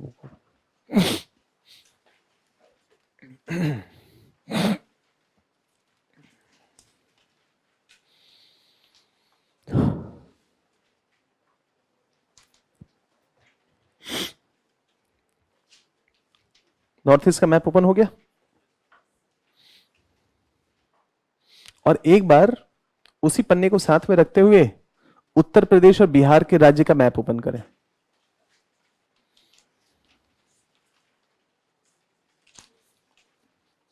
पीछे होगा, है ना। और दोनों का प्राकृतिक मैप देखना है, फिजिकल मैप नहीं, पॉलिटिकल मैप नहीं, फिजिकल मैप। सबसे पहले बिहार और उत्तर प्रदेश का मैप देखें, है ना, प्राकृतिक मैप देखें। प्राकृतिक मैप में रंग का मतलब समझ रहे हैं ना, रंग का मतलब है, हरे का मतलब है मैदान, पीले पीले का मतलब है पठार, और भूरे का मतलब है पर्वत। अब मेरा जो पॉइंट है, बिहार और यूपी को देखें, वहां पर हरे रंग का विस्तार देखें, हरे रंग का प्राकृतिक मैप में। और उसके बाद आसाम वाला जो मैप आपने खोला था ना नॉर्थ ईस्ट का, उसका देखें हरे रंग का, कहां पर आपको विस्तार ज्यादा नजर आता है, लंबाई ही नहीं चौड़ाई की बात कर रहे हैं, चौड़ाई की जो है मैदान का, वो कहां आपको ज्यादा नजर आता है, वो यूपी बिहार में या आसाम में। तो हम कह सकते हैं कि आसाम का जो प्लेन है, या आसाम में हरा हरा जो प्लेन है, वो एक सकरा प्लेन है। देख करके क्या लग रहा है, उत्तर बिहार या बिहार वाला और यूपी वाला जो मैदान है वो चौड़ा प्लेन है, उसकी चौड़ाई ज्यादा है। और जो आसाम का प्लेन है, आसाम में जो प्लेन एरिया है, ब्रह्मपुत्र नदी का जो घाटी है ना, वो सकरा प्लेन है। दिख रहा है ना, क्लियर हो रहा है। अब देखते हैं, अब नॉर्थ ईस्ट का मैप ओपन रखें, ठीक है। नॉर्थ ईस्ट में ध्यान से देखिए, नॉर्थ ईस्ट के उसमें अरुणाचल प्रदेश वाले राज्य में ऊपर चले जाएं, मतलब उसी फिजिकल मैप में ऊपर देख सकते हैं ना अरुणाचल प्रदेश। देखिए वहां से नदी यू टर्न लेकर के एंटर हो रहा है चाइना से भारत में, अरुणाचल प्रदेश के पूर्वी हिस्से में, है ना। ब्रह्मपुत्र नदी नाम है इसका, ऊपर इसका नाम था सांगपो, और उसके बाद ये नदी अरुणाचल प्रदेश में एंटर की तो इसका नाम पड़ गया ब्रह्मपुत्र। देखा। और आगे जाइए, यहां कहीं से ना ये होगा, ये मिल गया, है ना। अब ये जो ब्रह्मपुत्र नदी है, वो गंगा नदी की तुलना में इसका जो बेसिन है, इसका जो चौड़ाई है, गाद बालू मिट्टी का जो निक्षेपण है ब्रह्मपुत्र के मैदान का, उसकी चौड़ाई कम है, और गंगा के मैदान का चौड़ाई अपेक्षाकृत ज्यादा है। सहमत है इससे? ठीक है ना, चौड़ाई कम है ना ब्रह्मपुत्र का, और गंगा के मैदान का चौड़ाई ज्यादा है। अब यहां लॉजिक से सोचते हैं थोड़ा सा, कि ब्रह्मपुत्र भी देश का one of the largest river है, ये भी अपने साथ गाद बालू मिट्टी, ये भी हिमालय से निकलता है, खूब सारा गाद बालू मिट्टी लेकर के आता है। गंगा नदी भी हिमालय से निकलता है, अपने साथ खूब सारा गाद बालू मिट्टी लेकर के आता है। और ब्रह्मपुत्र नदी में गाद बालू मिट्टी की मात्रा अपेक्षाकृत ज्यादा होती है। क्यों? क्योंकि नॉर्थ ईस्ट में वर्षा ज्यादा होती है, और वर्षा ज्यादा होगी तो पर्वतों का कटाव ज्यादा होगा, और पर्वतों का कटाव ज्यादा होगा तो नदी में गाद बालू मिट्टी की मात्रा अपेक्षाकृत ज्यादा होगी। ठीक है। गंगा नदी क्या करेगा, उस गाद बालू मिट्टी को दूर तक फैला देगा, ऐसे फैला देगा, यानी कि उसका अपेक्षाकृत विस्तार ज्यादा होगा, है ना। लेकिन ब्रह्मपुत्र नदी क्या इतना फैला पाएगा? नहीं। तो क्या करेगा, ब्रह्मपुत्र नदी ऐसे ऊपर उठाएगा गाद बालू मिट्टी को, और ऐसे ऊपर उठाएगा तो क्या बारिश के मौसम में तो खूब सारा गाद बालू मिट्टी है, वाटर लेवल ज्यादा है, तो क्या वाटर लेवल या क्या गाद बालू मिट्टी खूब ऊपर तक निक्षेपित होगा। और जब बारिश का मौसम नीचे आएगा, यानी कि जब वर्षा कम होने लगेगी, तो क्या पानी का स्तर नीचे आएगा, और पानी का स्तर तो नीचे आ गया, लेकिन गाद बालू मिट्टी ऊपर रहेगा कि नहीं। तो अब ये नदी के सामने बाधा बन गया कि नहीं बन गया। अब बाधा बन गया तो नदी यहां पर क्या करेगा, अपने रास्ते को बदलेगा कि नहीं बदलेगा। तो ब्रह्मपुत्र का घाटी का जो लोकेशन है, उस लोकेशन की सकरे होने के कारण जो गाद बालू मिट्टी है उसका क्षैतिज विस्तार ज्यादा नहीं हो पाएगा, तो लंबवत विस्तार ही तो ज्यादा होगा। और जब बारिश का पानी ब्रह्मपुत्र का नीचे उतरेगा, तब तक गाद बालू मिट्टी ज्यादा ऊंचाई पे निक्षेपित हो जाएगा कि नहीं। और अब जब नदी सामने बहेगा तो क्या गाद बालू मिट्टी उसके लिए बाधा होगा, और बाधा होगा तो नदी क्या यहां पर विभिन्न डायरेक्शंस में कुछ ऐसा बहेगा, और बहेगा तो यहां पर कुछ निक्षेपण होगा। हो सकता है कि कोई बहुत सारा निक्षेपण बीच में हो जाए, और निक्षेपण हो जाए तो नदी क्या करेगा, यहां से कुछ ऐसे बहेगा, कुछ पानी इसके बीच से बहेगा, है ना। तो ऐसा क्या नदी के बीच में आइलैंड बन सकता है? दुनिया का सबसे बड़ा आइलैंड रिवराइन नदी पे अवस्थित, जिसका नाम है मजौली द्वीप। क्लियर है? कहां बना? ब्रह्मपुत्र में। क्यों बना, तर्क समझ में आया। गंगा पे भी बन सकता था, लेकिन अगर गंगा भी ब्रह्मपुत्र की तरह सकरा होता। क्लियर है? लेकिन गंगा पे क्यों नहीं बन पाया, तर्क समझ में आया। और ब्रह्मपुत्र में क्यों बना, क्योंकि घाटी क्या थी, सकरी थी। तो वही गाद बालू का निक्षेपण क्षैतिज रूप से न होकर के लंबवत हुआ, और जब बाढ़ का पानी नीचे उतरा तो यही जो निक्षेपण है क्या नदी के लिए बाधा बन गया, तो नदी इसके किनारे से बहेगा और बीच में क्या बन जाएगा, टापू बन जाएगा। और दुनिया का सबसे बड़ा टापू, बहुत सारे टापू हैं लेकिन सबसे बड़ा टापू कौन सा हो गया, मजौली आइलैंड, रिवराइन नदी के बीच में अवस्थित ऐसा टापू। तर्क समझ में आ रहा है। और मजौली अब आसाम का 35वां जिला है। क्या लगता है कितना पॉपुलेशन निवास करता होगा, 2 लाख पॉपुलेशन रहता है इस पे, क्लियर है, 2 लाख, तो बड़ा पॉपुलेशन है, देखा जाए तो पूरा एक शहर है छोटा सा जो कि मजौली पे निवास कर रहा है। तो मजौली जो है आसाम का, या मजली जो है वो आसाम का 35वां जिला है, 35 रिवराइन आइलैंड है और विश्व का सबसे बड़ा नदी पे अवस्थित द्वीप का उदाहरण है। क्यों बना समझ में आ रहा है ना। तो क्या ब्रह्मपुत्र नदी इस हिस्से पे गुम्फित नदी हो जाएगी, क्योंकि वर्टिकल निक्षेप ज्यादा है ना, तो यहां पर जो सामने बाधा हो गई, तो जब जल स्तर नीचे आएगा तो इस सब से इधर उधर कटते हुए आगे बढ़ेगा, तो नदी कैसा बन जाएगा, गुम्फित नदी। क्या गंगा नदी गुम्फित हो सकती है, नहीं हो सकती है। निचले इलाकों में, बंगाल में समुद्र के पास पहुंचने जो भी गाद बालू मिट्टी है वो सब निक्षेपित करना पड़ेगा। तो ब्रह्मपुत्र थोड़ा ऊपर बना लेता है। ब्रह्मपुत्र का जो ये गुम्फित है ये अपेक्षाकृत समुद्र के पास नहीं, समुद्र से बहुत पहले बना लेता है। क्यों, क्योंकि गाद बालू मिट्टी ज्यादा है। यही चीज गंगा रिवर के द्वारा अपेक्षाकृत सबसे निचले स्थान में, जब समुद्र में मिलने वाला होता है उससे जस्ट पहले बना पाता है, और ब्रह्मपुत्र उससे काफी ऊपर बना लेता है ना। बांग्लादेश, आसाम, बांग्लादेश है ना, बांग्लादेश के उत्तर में आसाम है और वहां से तो समुद्र बहुत दूर है ना। तो आसाम में अगर ये बन पा रहा है इसका मतलब है कि गाद बालू मिट्टी की मात्रा ज्यादा है। और गंगा नदी भी बना पाता है लेकिन अपेक्षाकृत सबसे निचले, जब लास्ट में पहुंच जाता है और ढाल अत्यंत मंद हो जाता है तो जो भी गाद बालू मिट्टी है सबका निक्षेपण कर देता है और नदी यहां पर ब्रेडेड स्ट्रीम की तरह बहने लगता है। क्लियर हो गया। तो ये क्या है, एक ही नदी या सरिता से उत्पन्न होने वाली लघु उथली और संग्रथित सरिताओं का जाल, गुथे हुए नदियों का एक जाल। नदी के मुहाने के निकट भूमि का ढाल अत्यंत मंद होने पर बड़ी मात्रा में मलबे के जमाव से होता है। कहां पर, नदी के मुहाने, मतलब समुद्र में पहुंचने से पहले।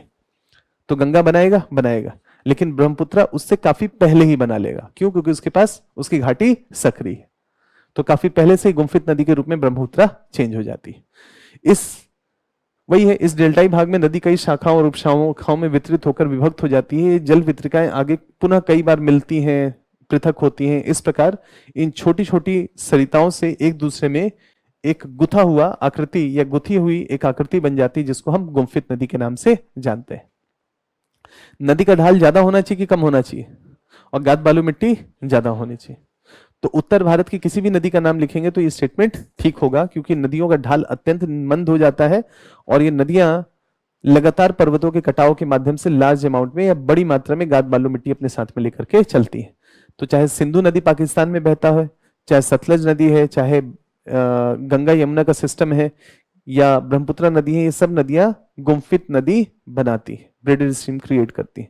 दक्षिण भारत की नदियां ऐसा नहीं कर पाती है, और कर भी पाती हैं तो सबसे निचले मुहाने में थोड़ा कृष्णा और गोदावरी कर पाता है, बाकी नदियां नहीं कर पाती हैं, क्योंकि इनके द्वारा अपर्दन ज्यादा नहीं किया जा सकता है या अपर्दन ज्यादा कर नहीं पाती है। पठारी क्षेत्र है, अपेक्षाकृत ज्यादा चट्टानी है, और चट्टानी है तो इनमें गाद बालू मिट्टी की मात्रा गंगा की तरह या गंगा के नदियों की तरह ज्यादा नहीं है, इसलिए ये इस तरह से बहुत ज्यादा गुम्फित नदी का निर्माण नहीं कर पाती प्रभावी रूप से, जैसा कि ब्रह्मपुत्र गंगा के द्वारा किया जाता है। ठीक है, ध्यान रहेगा। गुम्फित नदी और मजौली आइलैंड है ना, किस पे है, ब्रह्मपुत्र पे। अब यहां पर जो नदी के पॉइंट ऑफ व्यू से अगला टॉपिक है जिसमें यूपीएससी कई बार आपसे सवाल पूछेगा और अलग से सवाल पूछ सकता है, डेल्टा के निर्माण की प्रक्रिया के बारे में जानना चाहेगा। देखिए,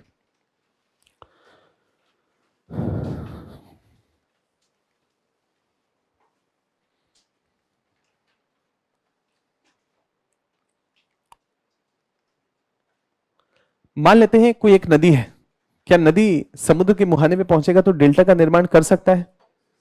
क्या सभी नदियां कर सकती है? सभी नदियां नहीं कर सकती, सभी नदियां नहीं कर सकती। उदाहरण के लिए नर्मदा और ताप्ती नदियों के द्वारा डेल्टा का निर्माण नहीं किया जाता। ठीक है, अब क्या शब्द कहते हैं वो बाद में देखेंगे, लेकिन नर्मदा और ताप्ती नदियां डेल्टा का फॉर्मेशन नहीं करती। तो जब सब नदियां डेल्टा नहीं बना पाती हैं तो डेल्टा के बनने के लिए आवश्यक भौगोलिक दशाएं क्या है? पूछेगा ना यूपीएससी, डेल्टा से आप क्या समझते हैं, डेल्टा के निर्माण के लिए आवश्यक भौगोलिक दशाओं की चर्चा कर। तो बताना पड़ेगा कि नहीं, क्योंकि अगर सब जगह बनता तो नहीं पूछता, लेकिन सब जगह नहीं बनता है और कुछ नदियों में बनता है, तो ऐसा उन नदियों में क्या खास है कि उन नदियों के द्वारा डेल्टा का फॉर्मेशन किया जाता है। तो ऐसे में क्या भौगोलिक, क्या ज्योग्राफिकल कंडीशंस हैं डेल्टा के फॉर्मेशन के लिए। अब पहला कंडीशन, डेल्टा क्या निक्षेपात्मक स्थलाकृति है, तो क्या नदियों के द्वारा लार्ज अमाउंट में गाद बालू मिट्टी लेकर के चलना चाहिए, सबसे पहला कंडीशन। नहीं, लॉजिकली सोचते हैं ना कि डेल्टा फॉर्मेशन के लिए अगर हमको चाहिए तो सबसे ज्यादा पहले निक्षेपण है, तो नदी में खूब सारा गाद बालू मिट्टी होना चाहिए। यानी कि अब ये बताएं कि अगर नदी के पास गाद बालू मिट्टी की मात्रा ज्यादा है ना, तो नदी की लंबाई ज्यादा होनी चाहिए या कम होनी चाहिए। नदी की लंबाई, अगर गाद बालू मिट्टी नदी ज्यादा लेकर के चल रही है तो नदी की लंबाई कम होनी चाहिए, ज्यादा होनी चाहिए। जितना लंबी दूरी से बहेगा नदी, उतने लंबी दूरी से अपर्दन करके लेकर के आएगा। अगर नदी की लंबाई छोटी होगी तो अपर्दन एक छोटे से हिस्से में होगा कि नहीं। तो अगर नदी की लंबाई ज्यादा लंबी हुई तो इसका मतलब है कि लंबे क्षेत्र से नदी लगातार गाद बालू मिट्टी को एकत्रित करके लेकर के आ रहा है, उसका कैचमेंट एरिया बड़ा हो गया ना, लंबी दूरी से लगातार अपर्दन करते हुए लेकर के आ रहा है। तो नदी की लंबाई ज्यादा होनी चाहिए। छोटी छोटी नदियां डेल्टा का फॉर्मेशन नहीं कर पाती, क्यों? क्योंकि अपर्दन के लिए जो समय चाहिए उनको वो मिला ही नहीं, और नहीं मिला तो अपर्दन ज्यादा कर नहीं पाई, और ज्यादा अपर्दन का मटेरियल है नहीं तो डेल्टा बनेगा कैसे। तो दो कंडीशन हो गए, पहला कंडीशन नदी के पास गाद बालू मिट्टी ज्यादा होना चाहिए, दूसरा नदी की लंबाई अपेक्षाकृत ज्यादा होनी चाहिए। दो कंडीशन। अब ये जो डेल्टा है ये बनता कहां है, समुद्र में या जमीन पे? समुद्र में निक्षेपण, नदी का जब निक्षेपण मुहाने पे होता है, यानी कि जमीन के साथ जो सामने लगा हुआ समुद्र है उसमें निक्षेपण जब होता है तब जाके डेल्टा का फॉर्मेशन होता है। तो समुद्र का भी कुछ कंडीशन होना चाहिए कि नहीं, समझ। तो समुद्र उथला होना चाहिए, गहरा होना चाहिए। डेल्टा अगर बड़ा बनाना है तो समुद्र को गहरा बना दे वहां, या कम गहरा कर दे। तो समुद्र क्या होना चाहिए, कम गहरा होना चाहिए, नहीं तो सारा गाद बालू मिट्टी क्या होगा, 2 किलोमीटर नीचे चला जाएगा, है ना, डेल्टा का फॉर्मेशन नहीं हो पाएगा। तो डेल्टा बनने के लिए तीसरा इंपॉर्टेंट कंडीशन क्या हो गया, समुद्र उथला होना चाहिए। ठीक है, 3 कंडीशन। चौथा कंडीशन आराम से सोचते हैं, लॉजिकली ही सोचते हैं। दो कंडीशन जमीन का देखे तो जमीन पे नदी की लंबाई ज्यादा होनी चाहिए, नदी का ढाल मंद होना चाहिए, है ना, नदी की लंबाई ज्यादा होना चाहिए, नदी का ढाल मंद होगा तभी गाद बालू मिट्टी लेकर के चलेगा। मतलब नदी का ढाल मंद होना चाहिए और नदी की लंबाई ज्यादा होनी चाहिए, ये दोनों कंडीशन डेल्टा फॉर्मेशन के लिए महत्वपूर्ण होंगे। समुद्र के हिसाब से देखा जाए तो वहां पर समुद्र उथला होना चाहिए। अब ये बताएं, समुद्र में ऊंची लहरें खूब आनी चाहिए, ज्वार भाटा जिसको कहते हैं, या लहरों की ऊंचाई कम होनी चाहिए, या समुद्र शांत होना चाहिए? शांत होना चाहिए। निक्षेप करना है ना, निक्षेप करना है, तोड़ना नहीं है। समुद्र की लहरें ऊंची होंगी तो क्या होगा, जो भी निक्षेपण हुआ उसको बहा करके ले जाएंगे कि नहीं। तो समुद्र में समुद्र की लहरों की ऊंचाई अपेक्षाकृत कम होनी चाहिए, तब ना डेल्टा निक्षेपण हो रहा है और पता चला समुद्र उफान पे है और सबको बहा करके ले गया, कहां से बनेगा डेल्टा। तो डेल्टा बनने के लिए समुद्र को कहना पड़ेगा शांत रहिए, रिलैक्स रहिए, निक्षेपण करता चला जाऊंगा। तो समुद्र को शांत रहना चाहिए, समुद्र में गहराई कम होनी चाहिए, और बाकी दो कंडीशन है कि नदी के पास गाद बालू मिट्टी ज्यादा होनी चाहिए, नदी की लंबाई अपेक्षाकृत ज्यादा होनी चाहिए। जहां जहां पर ये चार भौगोलिक दशाएं मिलेंगी वहां वहां डेल्टा का फॉर्मेशन हो जाएगा, जहां नहीं मिलेंगी वहां नहीं हो पाएगा। क्लियर है, सिंपल है। तो डेल्टा के निर्माण के लिए क्या भौगोलिक दशाएं चाहिए, क्लियर हुआ। अब इसको एक बार पढ़िए आप, है ना, पॉइंट नंबर 1 2 3 4, ये डेल्टा को शुरू ऊपर से पढ़े कि डेल्टा के निर्माण के लिए क्या आवश्यक दशाएं चाहिए। डेल्टा एक निक्षेपात्मक स्थलाकृति है, पढ़िए पढ़िए 1 2 3 4।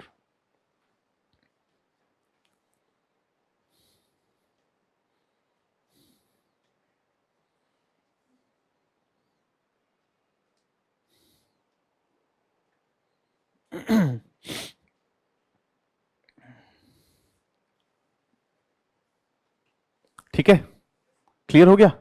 ये पूछेगा यूपीएससी, एक अलग सवाल हो सकता है, नदी के द्वारा निर्मित निक्षेपात्मक स्थलाकृति पे सवाल पूछ सकता है। और एक अलग से सवाल हो सकता है, डेल्टा के विभिन्न प्रकारों की चर्चा करें या डेल्टा के निर्माण के लिए जो भौगोलिक दशाएं चाहिए उनको गिनाएं। तो आपको ये 4 कंडीशंस बताने पड़ेंगे, 2 जमीन से रिलेटेड है और 2 समुद्र से रिलेटेड। आसान है, बढ़े आगे। अब जहां जहां पर भी ये कंडीशन होंगे, सपोज करें कि समुद्र के किनारे ये कंडीशन मिल गए, नदी की लंबाई ज्यादा है, नदी के पास गाद बालू मिट्टी है, नदी शांत, महासागर शांत है और महासागर उथला है, कम गहरा है, ये चारों कंडीशन मिल गए। तो अगला सवाल ये बनता है कि दुनिया में देखने पे क्या डेल्टा सभी एक जैसे होंगे या अलग अलग प्रकार के हो सकते हैं? अलग अलग प्रकार के हो सकते हैं। और ऐसी स्थिति में अगला टॉपिक आता है, आकृति के आधार पर डेल्टा को विभिन्न भागों में या विभिन्न प्रकार में वर्गीकृत किया गया है। और यहां पर 4 प्रकार के डेल्टा हैं, जिसको मतलब जनरली हम विश्व भर में ऐसे 4 प्रकार के डेल्टा देखते हैं। उसमें से जो सबसे कॉमन डेल्टा है वो डेल्टा है चापाकार डेल्टा। इसके अलावा 2 और है, परित्यक्त, रुंडित और पंजाकार डेल्टा। यहां से शुरू करता हूं चापाकार डेल्टा से। चापाकार का मतलब है ऐसा आर्क जैसा, है ना, पंखे की आकृति जैसा, या पंखाकार डेल्टा आप कह सकते हैं। पहले पंखा हाँकने वाला ऐसे ही हुआ करता था ना, वैसा वाला, है ना। तो ऐसा वो 3 ब्लेड वाला पंखा समझ के कहां पंखे जैसा कहां लग रहा है, तो वो पंखा सोचना पड़ेगा, है ना, वैसा वाला पंखा। तो ये ऐसा पंखाकार या चापाकार डेल्टा दुनिया में सबसे कॉमन डेल्टा है। दुनिया की सबसे लंबी नदी नील नदी है। क्लियर है? इसको लेकर के विवाद चल रहा है इथोपिया और इजिप्ट के बीच में।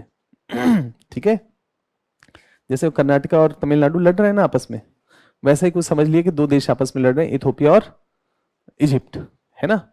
करंट अफेयर्स के पॉइंट ऑफ व्यू से आने वाले समय में चर्चा करेंगे, बस यहां पर इसको समझ लें। तो जो नील नदी का डेल्टा है वो कैसा है? चापाकार डेल्टा है। गंगा नदी, ब्रह्मपुत्रा नदी जो मिलकर के दुनिया का सबसे बड़ा डेल्टा बनाते हैं, विश्व का सबसे बड़ा डेल्टा है सुंदरवन का डेल्टा। ये भी किसका उदाहरण है? चापाकार डेल्टा का।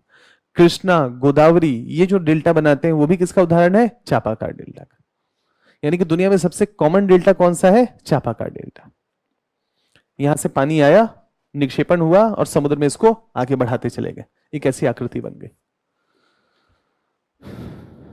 ठीक है, उदाहरण लिख देंगे, नील का लिख दीजिए और सुंदरबन का डेल्टा या गंगा यमुना के द्वारा बनाया गया डेल्टा।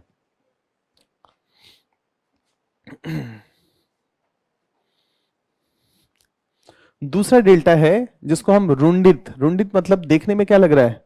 ये डेल्टा पूरा एक लग रहा है कि नहीं लग रहा है ना। यहां पर देखें, इस डेल्टा के बीच में पानी भर गया, है ना, ये डेल्टा है या ये डेल्टा है ये, और इसके बीच में पानी है। फिर यहां पर कुछ डेल्टा है, मतलब यहां पर कुछ गाद बालू मिट्टी का निक्षेपण है, फिर पानी है, फिर यहां पर डेल्टा है और पानी है, ऐसे करके मतलब ये टूटा फूटा है, कटा फटा है ना। ऐसा डेल्टा भी हो सकता है जिसको कटा फटा डेल्टा या रुंडेड डेल्टा कहेंगे। यहां पर समुद्र की लहरों की ऊंचाई ज्यादा होगी या कम होगी? ज्यादा होगी। और ज्यादा होगी तो क्या होंगी? लहरें बार बार एंटर करेंगी और एंटर करके क्या करेंगी? गाद बालू मिट्टी को अपने साथ लेकर के चली जाएंगी। और ऐसी स्थिति में ऐसा एक कटा फटा डेल्टा का निर्माण हो जाएगा जिसका नाम क्या होगा? रुंडेड डेल्टा। ये नदी कहां है? Rio Grande.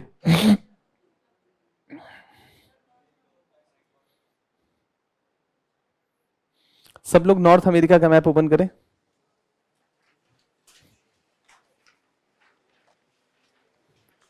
नॉर्थ अमेरिका का मैप देख लीजिए, नदी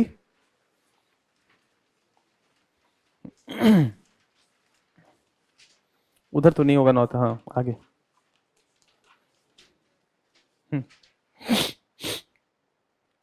नॉर्थ अमेरिका का मैप, पहले पॉलिटिकल मैप देखें, राजनीतिक मैप। ठीक है, क्या यूएस का बॉर्डर मैक्सिको से लग रहा है? दक्षिण में मैक्सिको होगा। नॉर्थ अमेरिका के मैप में, पॉलिटिकल मैप में, उत्तर में कनाडा एक देश हो गया। इसको कैसे भूल सकते हैं आप, है ना, इसको तो नहीं भूल सकते। हाँ, इसके नीचे यूनाइटेड स्टेट्स ऑफ अमेरिका है और उसके नीचे मैक्सिको है। मिल गया? अब ध्यान से देखें कि मैक्सिको और यूएस के बॉर्डर पे क्या कोई नदी बह रहा है?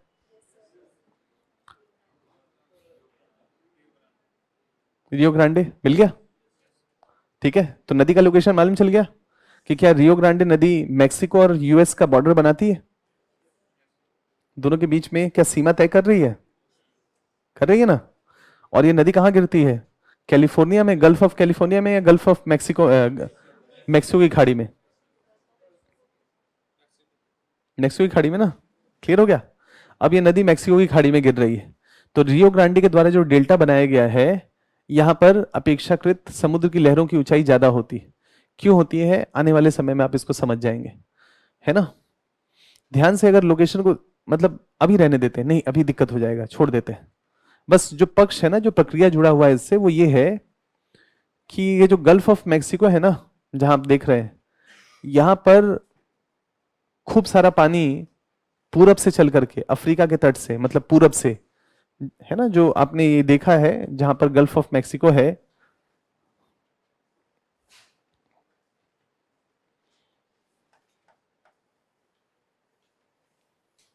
चलिए कुछ ऐसे बना लेते हैं, ये गल्फ ऑफ मैक्सिको है,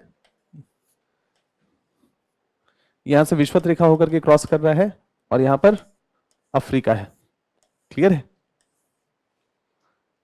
समुद्र का सारा पानी यहां एकत्रित होता है इधर से चल करके, तो यहां समुद्र का स्तर बढ़ जाता है, क्लियर है।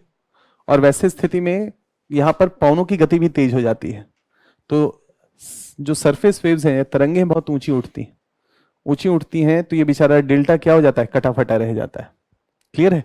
अब ये पानी यहां क्यों एकत्रित होता है, इसकी चर्चा महासागर वाली क्लास में करेंगे। गर्म जल की धाराएं और ठंडे जल की धाराओं का कॉन्सेप्ट है, विस्तार से देखेंगे। कुल मिलाकर के पॉइंट क्या समझ में आया कि दुनिया में एक प्रकार का डेल्टा होता है जिसको हम कहते हैं रूंडेड डेल्टा या कटा फटा डेल्टा आप कह सकते हैं। तो दो हो गया। तीसरा, यहीं पर नॉर्थ अमेरिका का मैप ही ओपन है, ध्यान से देखें, भारत की सबसे लंबी नदी कौन सी है, भारत की सबसे लंबी नदी, क्या बात कर रहे हैं, गंगा थोड़ी ना है, गंगा ही है ना। अब मैं कहूं कि नॉर्थ अमेरिका की गंगा नदी कौन सी है, नॉर्थ, अब जैसे गंगा नदी या भारत की गंगा का मतलब है सबसे लंबी नदी, वैसे ही नॉर्थ अमेरिका की भी तो कोई सबसे लंबी नदी होगी। तो नॉर्थ अमेरिका में देखें, उसी गल्फ ऑफ मैक्सिको में एक नदी और आकर के गिर रहा है उत्तर से सीधे, मिसिसिपी रिवर, मिल गया। तो अमेरिका की गंगा समझ में आ गया कौन सी नदी है, मिसिसिपी, ठीक है। अब जैसे गंगा का मैदान का निर्माण हुआ, वैसे मिसिसिपी के मैदान का भी तो निर्माण हुआ होगा। तो इसका मतलब है कि जैसे हमारे लिए अन्नगार कौन सा है, उत्तर भारत का मैदान, वैसे ही अमेरिका के लिए अन्नगार कौन सा होगा, मिसिसिपी का मैदान, है कि नहीं। एग्रीकल्चर के पॉइंट ऑफ व्यू से जो इंपॉर्टेंट क्षेत्र होगा अमेरिका का कौन सा होगा, मिसिसिपी। देखिए मिसिसिपी की एक सहायक नदी है मिसौरी, है, और यमुना की एक सबसे इंपॉर्टेंट सहायक नदी है, गंगा की सबसे इंपॉर्टेंट सहायक नदी यमुना है, बहुत सारी अन्य सहायक नदियां वैसे यमुना है। तो मिसिसिपी की यमुना कौन सी हो गई, मिसौरी, ठीक है। इन दो नदियों के द्वारा नॉर्थ अमेरिका में, यूनाइटेड स्टेट्स ऑफ अमेरिका में एक विशाल मैदान का निर्माण हुआ है, और यही अमेरिका का ग्रेन बेल्ट है, अन्नगार है, ठीक है। ये नदी क्या गल्फ ऑफ मैक्सिको में गिर रहा है, ठीक।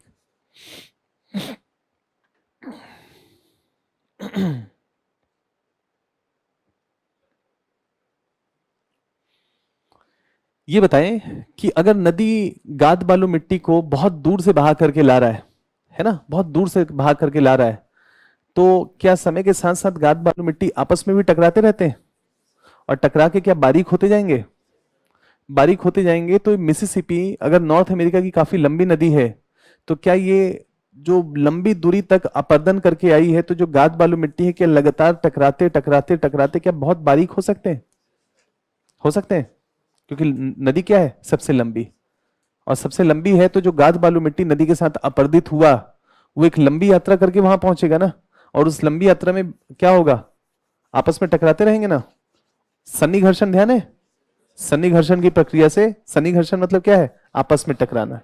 तो इस सन्नी घर्षण की प्रक्रिया से अत्यंत बारीक हो जाएंगे कि नहीं, क्योंकि लंबे समय से लगातार टकरा रहे हैं, और टकरा रहे हैं तो बहुत बारीक हो जाएंगे। तो जब मिसिसिपी नदी मुहाने पे पहुंचेगा गल्फ ऑफ मैक्सिको पे, तो क्या ये जो बारीक मटेरियल है, क्या समुद्र में ज्यादा दूरी तक इसको भेजा जा सकता है, क्योंकि मटेरियल क्या है, अपेक्षाकृत बारीक है। तो यहां पर इसी को देखें, पंजा का डेल्टा, अगला जो टॉपिक है। ये जो मिसिसिपी नदी है अत्यंत लंबी दूरी तय करके आती है, और अत्यंत लंबी दूरी तय करके आती है तो इसके पास जो पार्टिकल है वो बहुत महीन है, और बहुत महीन है तो इन पार्टिकल को नदी के द्वारा ज्यादा समुद्र में अंदर तक थ्रो कर दिया जाता है। और चूंकि ये बहुत बारीक है तो जल्दी से नीचे बैठते नहीं है, तो ये सेटल होने में समय लगाते हैं, तो अपेक्षाकृत समुद्र के ज्यादा गहराई तक पहुंच जाते हैं, और गहराई तक पहुंच जाते हैं तो गहराई में पहुंच करके धीरे धीरे करके इनका निक्षेपण होगा। लेकिन चूंकि समुद्र के ज्यादा अंदर तक पहुंच जाते हैं तो क्या समुद्र की लहरों की ऊंचाई अंदर अंदर वाले यानी कि अपेक्षाकृत समुद्र यहां पर ज्यादा गहरा होगा तो यहां पर लहरें लगातार इसको हिट करेंगी, और हिट करेंगे तो कैसा हो जाएगा, ऐसा कुछ रोंडी जैसा ही हो जाएगा, लेकिन देखने में कैसा लगेगा, एक पक्षी के पंजे की तरह नजर आएगा। तो इसी को हमने नाम क्या दे दिया, पंजाकार डेल्टा। तो पंजाकार डेल्टा कौन सी नदी बनाती है, मिसिसिपी रिवर। आसान है। ये पंजाकार डेल्टा के बनने का मूल कारण क्या है, नदी अपने साथ बहुत ही फाइन पार्टिकल लेकर के चलता है या थोड़े मोटे पार्टिकल लेकर के चलता है, फाइन। बहुत बारीक जो है वो गाद, बालू, चीका, इन सबको लेकर के चलेगा जो बहुत महीन पार्टिकल्स हैं, और ऐसे स्थिति में समुद्र उसको ज्यादा अंदर तक धकेल सकता है, सॉरी नदियां उसको ज्यादा अंदर तक समुद्र में धकेल सकती है, जिससे इनका निक्षेपण समुद्र में ज्यादा गहराई तक होगा, ज्यादा दूर तक होगा। और चूंकि समुद्र की लहरें समुद्र की तरफ से आ रही हैं तो लगातार इसको ब्रेक करती रहेंगी, तो ऐसे में इसकी आकृति कैसी हो जाएगी, पंजाकार हो जाएगी। तो पंजाकार डेल्टा का एक उदाहरण मिल गया, कौन सा, मिसिसिपी। रुंडी डेल्टा का एग्जाम्पल हो गया, है ना, चापाकार डेल्टा का एक उदाहरण हो गया। अब जो चौथा है उसका नाम है परित्यक्त डेल्टा।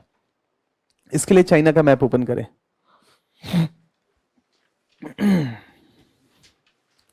चाइना मतलब एशिया।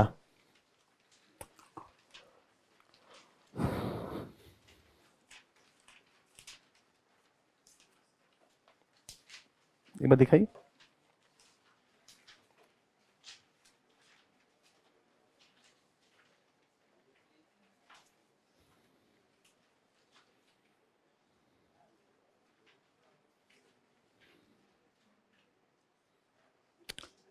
पॉलिटिकल मैप में देखिए, चाइना के राजनीतिक मैप में देखिए, मतलब एशिया के राजनीतिक मैप में देखिए। ये चाइना वाला मैप भी ओपन है तो ठीक है, या एशिया वाला मैप भी ओपन है ना, उससे भी हो जाएगा। एशिया वाला मैप ही देख लें, राजनीतिक मैप, ठीक है, राजनीतिक मैप में देखें। फिजिकल मैप में भी दिया हुआ है लेकिन उसमें थोड़ा खोजना ज्यादा पड़ेगा। तो पॉलिटिकल मैप में देखें, दो नदियों को खोजें चाइना में, एक है हवांग हो, है ना, और दूसरा उसके नीचे एक नदी खोलें यांगटेज, या यांगसे लिखा होगा, यांगसे या यांगटेज रिवर, मिल गया, दो नदियां।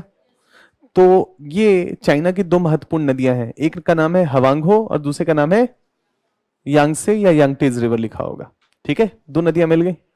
अब ये जो हवांगो रिवर है ना जो आपने देखा, ये कौन से सागर में जाके गिर रहा है, पीला सागर। हवांगो नदी कहां जाकर गिर रहा है,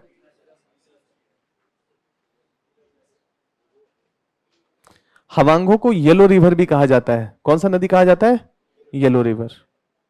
क्यों कहा जाता है, आगे चर्चा करेंगे। पीली नदी भी कहा जाता है, कहा जाता है, जाके गिरता है पीला सागर में, ठीक है। इस हवांगनो नदी के बारे में चर्चा कर रहे हैं। अब देखिए क्या है, सपोज करिए कि मान लेते हैं कि कहीं पर एक डेल्टा बन रहा है, कहीं पर एक डेल्टा बन रहा है कि नदी, हवांगो नदी है, वो नदी के मुहाने पे आया और आकर के उसने निक्षेपण यहां पर करना शुरू कर दिया, डेल्टा बन गया। अगर किसी भी कारण से नदी का रास्ता शिफ्ट हो जाए तो क्या अब निक्षेपण यहां होगा या यहां होगा, मतलब 1 वाले लोकेशन पे होगा या 2 वाले लोकेशन पे हो, 2 वाले पे। तो अब 1 पे निक्षेपण होना बंद हो जाएगा कि नहीं हो जाएगा, तो क्या इसको परित्यक्त कह सकते हैं, त्याग कर दिया गया है नदी के द्वारा, क्योंकि नदी का कोर्स शिफ्ट हो गया। तो पहले जो बना हुआ डेल्टा होगा, है ना, अब नदी अपना कोर्स शिफ्ट कर लिया है, लेकिन अब नदी वहां नहीं बहता है, लेकिन पहले बहता था, तो उसका जो निक्षेपण होगा उसको कुछ नाम देना पड़ेगा कि नहीं, और वैसे डेल्टा को क्या कहेंगे, परित्यक्त। नदी ने अब एबंडन कर दिया, पहले वहां पर डेल्टा हुआ करता था लेकिन अब वहां पर डेल्टा नहीं। ऐसे डेल्टा को हम किस नाम से जानेंगे, एबंडन डेल्टा या परित्यक्त डेल्टा। आसान है। कौन सी नदी बना रही है, हवांगो रिवर। कहां बहती है, चाइना में। तो इसी बहाने 3-4 नाम पता चला ना आज, है ना। हमने क्या देखा, रियो ग्रांडे एक रिवर देख लिया, मिसिसिपी देखा, मिसौरी देखा, 2 लोकेशंस देखे, और तीसरा हमने एक और नदी देखा, हवांगो, और हवांगो के साथ एक और नदी नीचे का देख लिया, यांगतेज, ठीक है। तो यहां पर यूपीएससी आपसे क्या करेगा, यूपीएससी आपसे पूछेगा कि डेल्टा के बनने के लिए विभिन्न भौगोलिक दशाओं की चर्चा करें और साथ ही साथ विभिन्न प्रकार के डेल्टाओं की चर्चा करें या उदाहरण सहित चर्चा करें। तो आपको ये 4 प्रकार के डेल्टा और उसके उदाहरण के साथ अपनी बात को बताना पड़ेगा। क्या ये डेल्टा बताते समय चापाकार डेल्टा, पंजाकार डेल्टा, परित्यक्त डेल्टा या एबंडन डेल्टा, रुंडी डेल्टा, क्या ऐसा बनाते समय छोटा सा डायग्राम बनाया जा सकता है जिससे एग्जामिनर को समझ में आए कि आप अच्छे से इसको समझते भी? तो ऐसा छोटा छोटा जो ये इमेज बना हुआ है, ऐसे एक छोटा छोटा डायग्राम बना दे, एग्जामिनर प्रभावी होगा कि हाँ आप रुंडी डेल्टा समझ भी रहे हैं, उसको बना भी रहे हैं, है ना। डेल्टा को शिफ्ट होता हुआ दिखा दे कि यहां से नदी शिफ्ट हो गई है, तो मुहाने पे जो पहले एक डेल्टा बना था उसका नाम बन गया परित्यक्त डेल्टा। ऐसा चापाकार बना दे, ऐसा पंजाकार बना दे और उसका उदाहरण लिख दे, टॉपिक कंप्लीट हो गया। बढ़े आगे।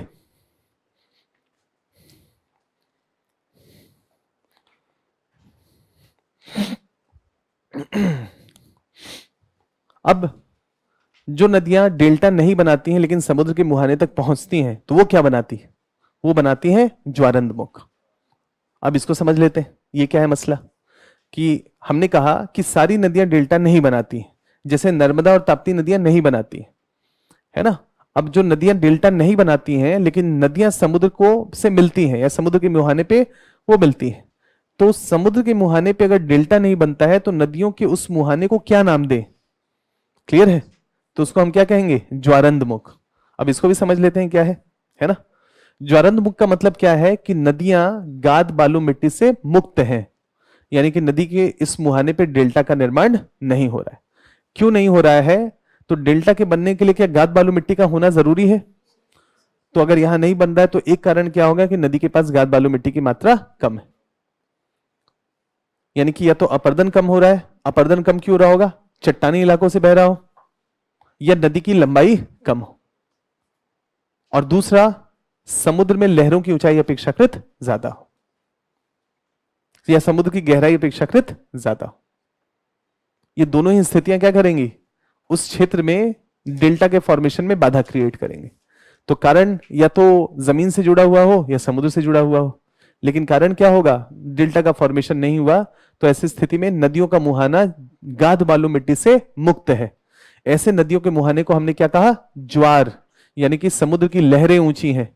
और ज्वारंधमुख है का मतलब है कि नदी का गाद बालू मिट्टी से या नदी का मुहाना गाद बालू मिट्टी से मुक्त है। तो ज्वारंधमुख डेल्टा नहीं बताती बल्कि अपर्दन करके धीरे धीरे चौड़े और गहरे मुहाने का निर्माण करती है। अब इसको थोड़ा सा देखने के लिए भारत का मैप ओपन करें। भारत के मैप में भी गुजरात और महाराष्ट्र वाला मैप ओपन करें, ज्यादा अच्छे से समझ में आएगा।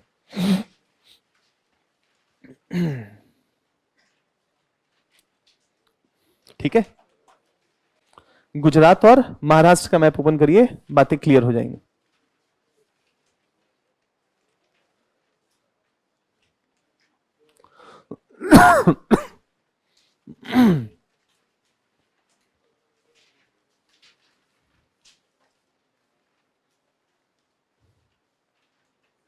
हो गया ओपन?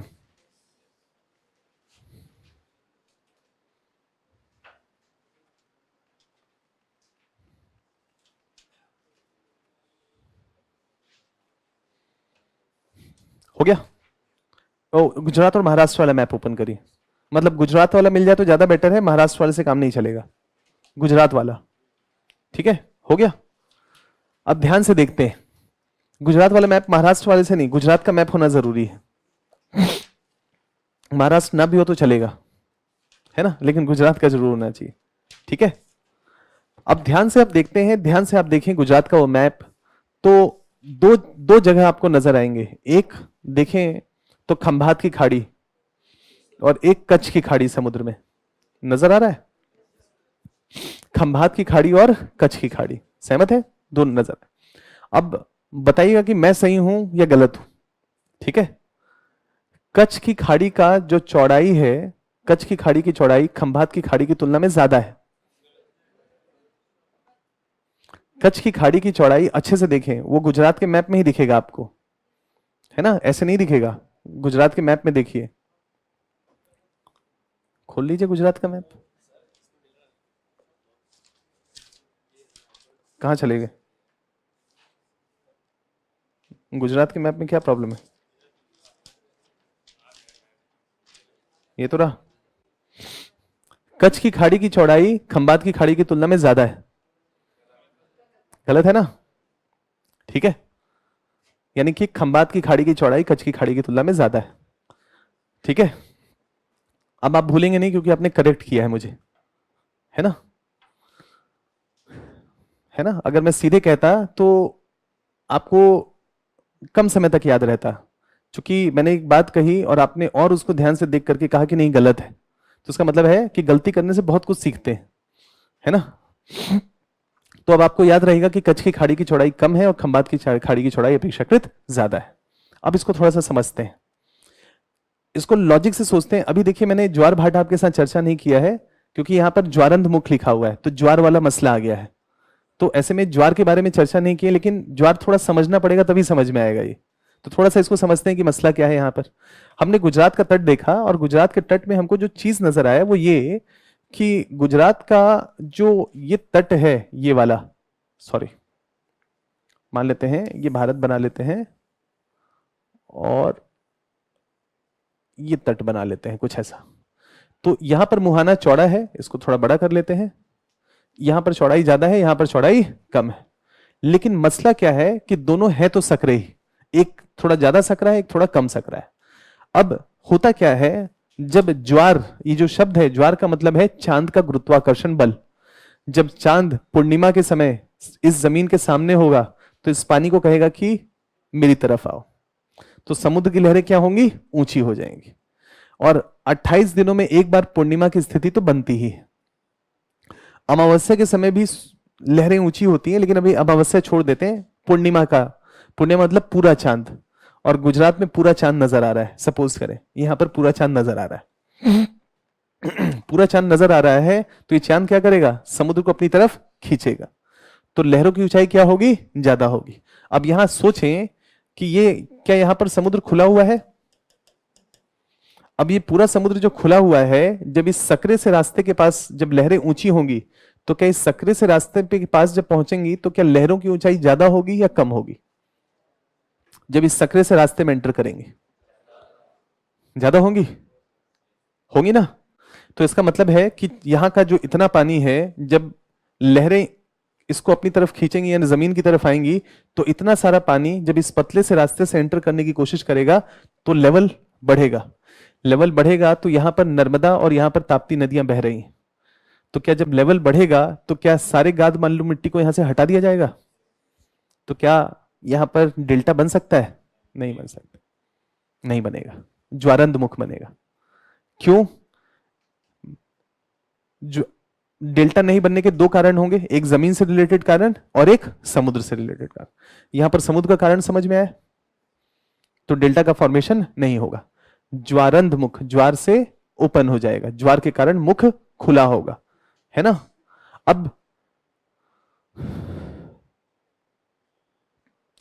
अब एक बार भारत का मैप ओपन करें पूरा, है ना? पूरा भारत का मैप, भारत का मैप पीछे होगा, आगे थोड़ी ना होगा, पूरा भारत का मैप है ना? जहां पर गंगा नदी के द्वारा डेल्टा बनाया जाता है, क्या वहां पर नदी का मुहाना सकरा है क्या? जैसे अभी हमने कच्छ की खंबात की खाड़ी देखा था ना, क्या वैसा सकरा है या चौड़ा है? तो यहां समुद्र की लहर ज्यादा ऊंची हो पाएगी? नहीं हो पाएगी, नहीं हो पाएगी, तो बड़ा डेल्टा बन सकता है। तर्क समझ में आया? यानी समुद्र शांत क्यों है उसका तर्क समझ में आ रहा है कि यहां पर समुद्र का मुहाना चौड़ा है तो वाटर लेवल ज्यादा नहीं बढ़ सकता है। कच्छ की खाड़ी में समुद्र का मुहाना सकरा था, तो हर महीने क्या होगा, कम से कम एक बार वाटर लेवल बहुत ऊपर जाएगा और जो भी गाद बालू मिट्टी का निक्षेपण है सब बहा करके ले जाएगा। ऐसी स्थिति गंगा के या ब्रह्मपुत्र के डेल्टाई क्षेत्र में देखने को नहीं मिलता है। इसी के साथ साथ नीचे चलते चले जाएं, तो नीचे चले जाएंगे तो बंगाल के नीचे उड़ीसा है, उड़ीसा में एक नदी बह रहा है महानदी, वहां पर भी ऐसी समस्या नहीं है जैसा कि कच्छ की खंभात की खाड़ी में था, है ना? कौन से महानदी का डेल्टा है ना, महानदी नदी मिल गया। थोड़ा और नीचे चले जाएं तो आंध्र प्रदेश आ जाएगा, वहां पर कौन सी नदी है, गोदावरी और कृष्णा, दोनों के द्वारा डेल्टा बनाया जा रहा है। यहां पर भी कोई समस्या नहीं है वैसा, तो क्या होगा, डेल्टा फॉर्मेशन हो गया। लेकिन पूरब में, पश्चिम में डेल्टा फॉर्मेशन क्यों नहीं हुआ, कच्छ की खाड़ी में और खंभात की खाड़ी में? तर्क समझ में आ गया? सकरा है मुहाना। वाटर लेवल हर महीने बहुत ऊपर उठेगा, ऊपर उठेगा तो लहरें बहुत ऊपर उठेंगी, सब गाद बालू मिट्टी को हटा दिया जाएगा। अब भारत के उस मैप में, भारत के मैप से काम नहीं चलेगा, लेकिन भारत के मैप से काम चल जाएगा। अब ध्यान से देखते हैं, नर्मदा नदी का समुद्र वाला कारण देख लिया ना, कि समुद्र के में लहरों की ऊंचाई ज्यादा होगी। बाकी विस्तार से ज्वार भाटा वाली क्लास में और चर्चा आपके साथ करेंगे, ज्वार भाटा के बनने के अन्य कारण क्या है। लेकिन एक मतलब ज्वार भाटा की ऊंचाई क्यों ज्यादा होगी, तो एक कारण में समझ में आ गया, समुद्र सकरा होना चाहिए कि फैला हुआ आना चाहिए उसका मुहाना। ज्वार की ऊंचाई को ज्यादा करना है तो समुद्र का जो मुहाना होगा, या आप कह सकते हैं कि क्या सकरा रास्ता होना चाहिए। तो ज्वार से क्या ज्वार भाटा बनता है, टाइडल एनर्जी जिसको कहा जाता है। तो भारत में टाइडल एनर्जी की संभावनाएं क्या कच्छ की खाड़ी और खंभात की खाड़ी में होनी चाहिए। तर्क समझ में आ रहा है। ऐसा कोई भी मुहाना दिख जाए भारत में तो वहां पर क्या होगा, ज्वार की या ज्वार से ऊर्जा बनाया जा सकता है। ऐसा कोई और मुहाना भारत में है नहीं, और नहीं है तो भारत में टाइडल एनर्जी कहां बन सकता है, कच्छ की खाड़ी और खंभात की खाड़ी। क्लियर हो गया। बाकी विस्तार से चर्चा आगे करेंगे आपके साथ। अब यहां पर जो हमको समझना है वो ये कि नर्मदा नदी जहां से बह रहा है, क्या उसके उत्तर और उसके दक्षिण में पर्वत श्रृंखलाएं हैं, और दोनों ही पर्वत श्रृंखलाएं दुनिया के सबसे प्राचीनतम चट्टानों में से एक है, विंध्याचल पर्वत और सतपुड़ा पर्वत। हार्ड है, कठोर है, जिनका अपरदन जल्दी से नहीं होता है। तो क्या नर्मदा नदी अपने साथ गाद बालू मिट्टी ज्यादा ले जा पाएगा, नहीं ले जा पाएगा। तो एक, नर्मदा नदी के पास गाद बालू मिट्टी की मात्रा कम है, और जो है उसको समुद्र छोड़ नहीं रहा है ना। ज्वार की ऊंचाई अपेक्षाकृत ज्यादा हो जाती है तो उस गाद बालू मिट्टी को हटा दिया जाता है। तो ऐसी स्थिति में नदी अपने मुहाने में किसी प्रकार का निक्षेपण नहीं कर पाती है। ऐसे नदी के मुहाने को हमने क्या नाम दे दिया, ज्वारंधमुख। उदाहरण के लिए नर्मदा नदी, उदाहरण के लिए ताप्ती नदियां। अब ये बताएं, आराम से देखें, इसी मैप को थोड़ा और आगे चले जाएं और साउथ इंडिया का मैप ओपन कर लें।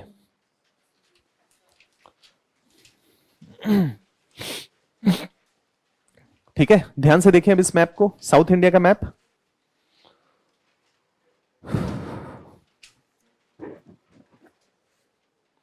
ठीक है, अब इस साउथ इंडिया के मैप में ध्यान से जो देखना है वो ये कि क्या भारत के पश्चिम में पश्चिमी घाट है, पश्चिमी घाट है।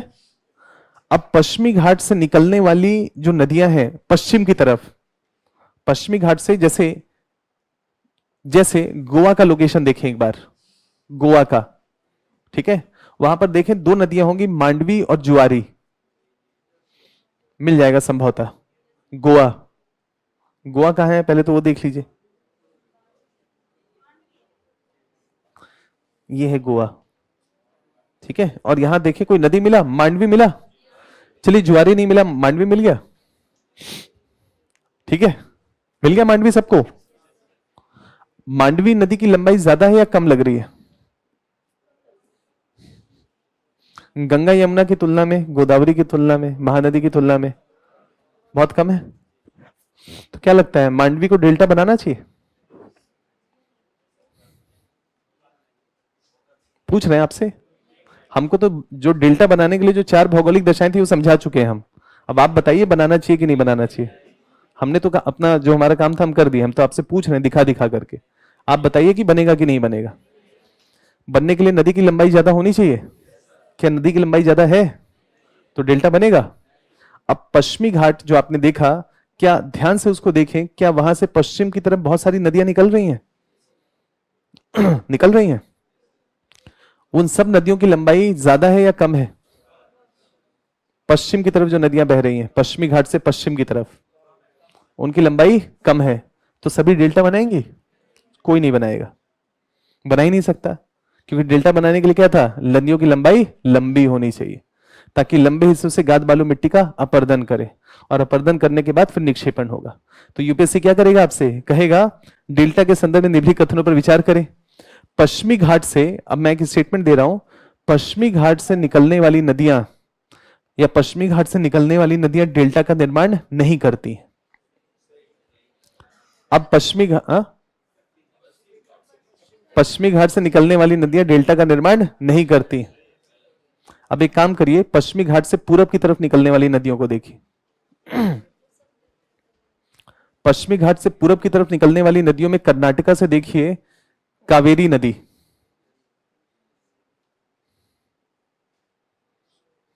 कावेरी रिवर कर्नाटका से निकलता है ना। अब कावेरी की लंबाई ज्यादा है या कम है? ये भी पश्चिमी घाट से ही निकल रहा है। ट्रिम्बक प्लेटू, ट्रिम्बक नाम का एक पठार है, आगे चर्चा करेंगे। गोदावरी का पठार, गोदावरी भी नदी वहीं उसके आसपास से निकलता है, ट्रिम्बक प्लेटू पश्चिमी घाट से। तो गोदावरी डेल्टा नहीं बनाता है। और मैंने स्टेटमेंट क्या कहा था कि पश्चिमी घाट से निकलने वाली नदियां डेल्टा का निर्माण नहीं करती हैं। आपने कहा था कि सही है, आपने गलत बोला था, लेकिन अधिकतर आंसर तो सबको क्या सुनाई दिया था कि स्टेटमेंट सही है, यही सुनाई दिया था ना। पश्चिमी घाट से निकलने वाली नदियां पश्चिम की ओर जो बह रही हैं उनकी लंबाई कम है। पश्चिमी घाट से पूरब की तरफ बहने वाली नदियां जैसे कि गोदावरी, कृष्णा, कावेरी, इन नदियों की लंबाई अपेक्षाकृत ज्यादा है। और ज्यादा है तो पूरब की तरफ बहने वाली नदियां डेल्टा बनाएंगी पश्चिमी घाट से, लेकिन पश्चिमी घाट से पश्चिम की तरफ बहने वाली नदियां डेल्टा नहीं बनाएंगी, क्योंकि डेल्टा बनाने के लिए 4 कंडीशन चाहिए थे।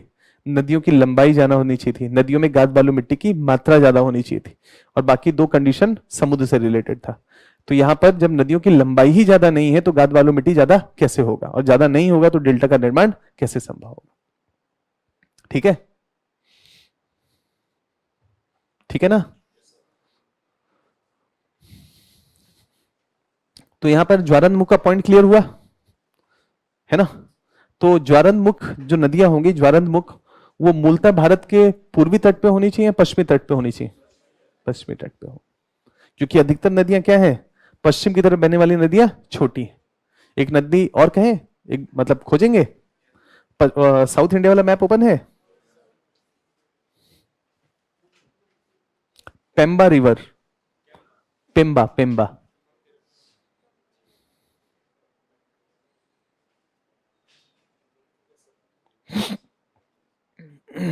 मिल गया, खोज लिए पेम्बा, कहां मिला? केरला में मिला। उसी के आसपास पेरियार नाम का भी कोई नदी है क्या? मिल गया, पेरियार पूरब की तरफ बह रहा है, पश्चिम की तरफ?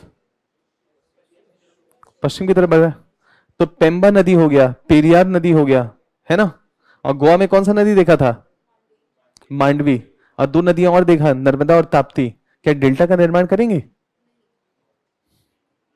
करेंगी।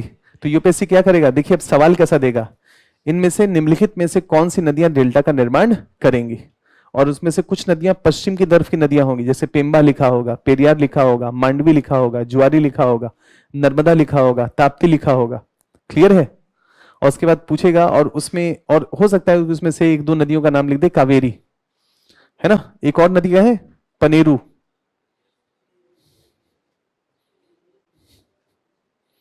और मुझे बताएं कि पनेरू डेल्टा बनाएगा या नहीं बनाएगा। चलिए थोड़ा हिंट देते हैं, कावेरी के दक्षिण में देखिए, कावेरी नदी है ना, जहां कावेरी नदी डेल्टा बनाता है ना, उसके दक्षिण में देखिए,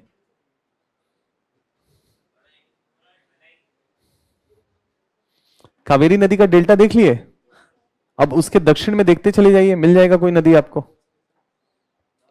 कावेरी का डेल्टा तो समुद्र के किनारे होगा ना, तो पहले डेल्टा पे चले जाइए, कावेरी के मुहाने पे, आसान हो जाएगा ना खोजना फिर। पनेरू, कावेरी के दक्षिण में, कावेरी नदी जहां डेल्टा बना रहा है ना समुद्र के किनारे, तमिलनाडु में ही बनाएगा ना कावेरी, तो जहां कावेरी नदी का मुहाना होगा उसके दक्षिण में देखिए कोई नदी मिलेगा, पनेरू। मिल गया। अब बताइए ये डेल्टा बनाएगा कि नहीं बनाएगा। पनेरू की लंबाई ज्यादा है या कम लग रही है?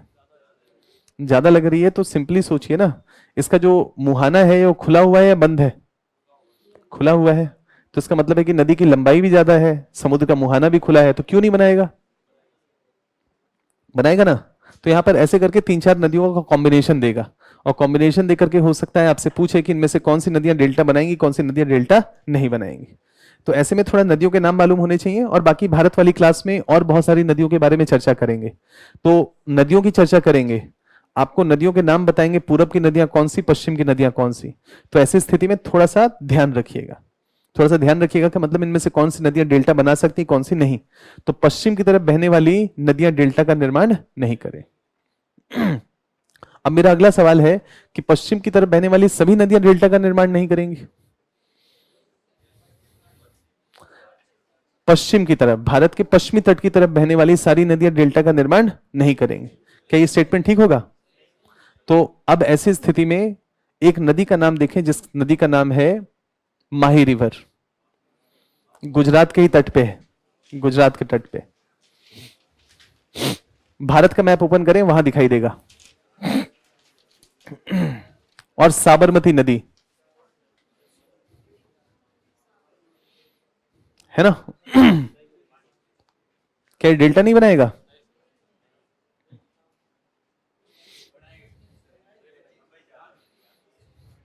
देख लीजिए, माही, साबरमती,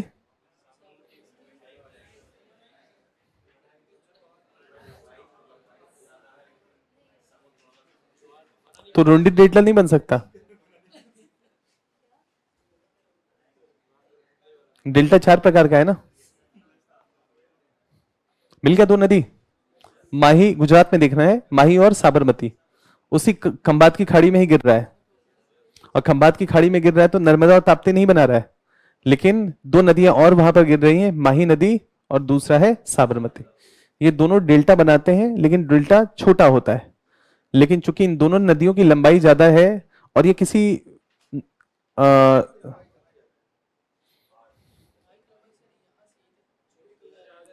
अच्छा नहीं है, एक काम करिए, जितना लंबाई आप देख रहे हैं ना, ठीक ठीक, एक काम करिए, ऊपर स्केल लिखा हुआ होगा, यहां पर स्केल, 1 सेंटीमीटर का मतलब कितना होता है, फिर देखें। ठीक है ना, फिर समझ में आ जाएगा।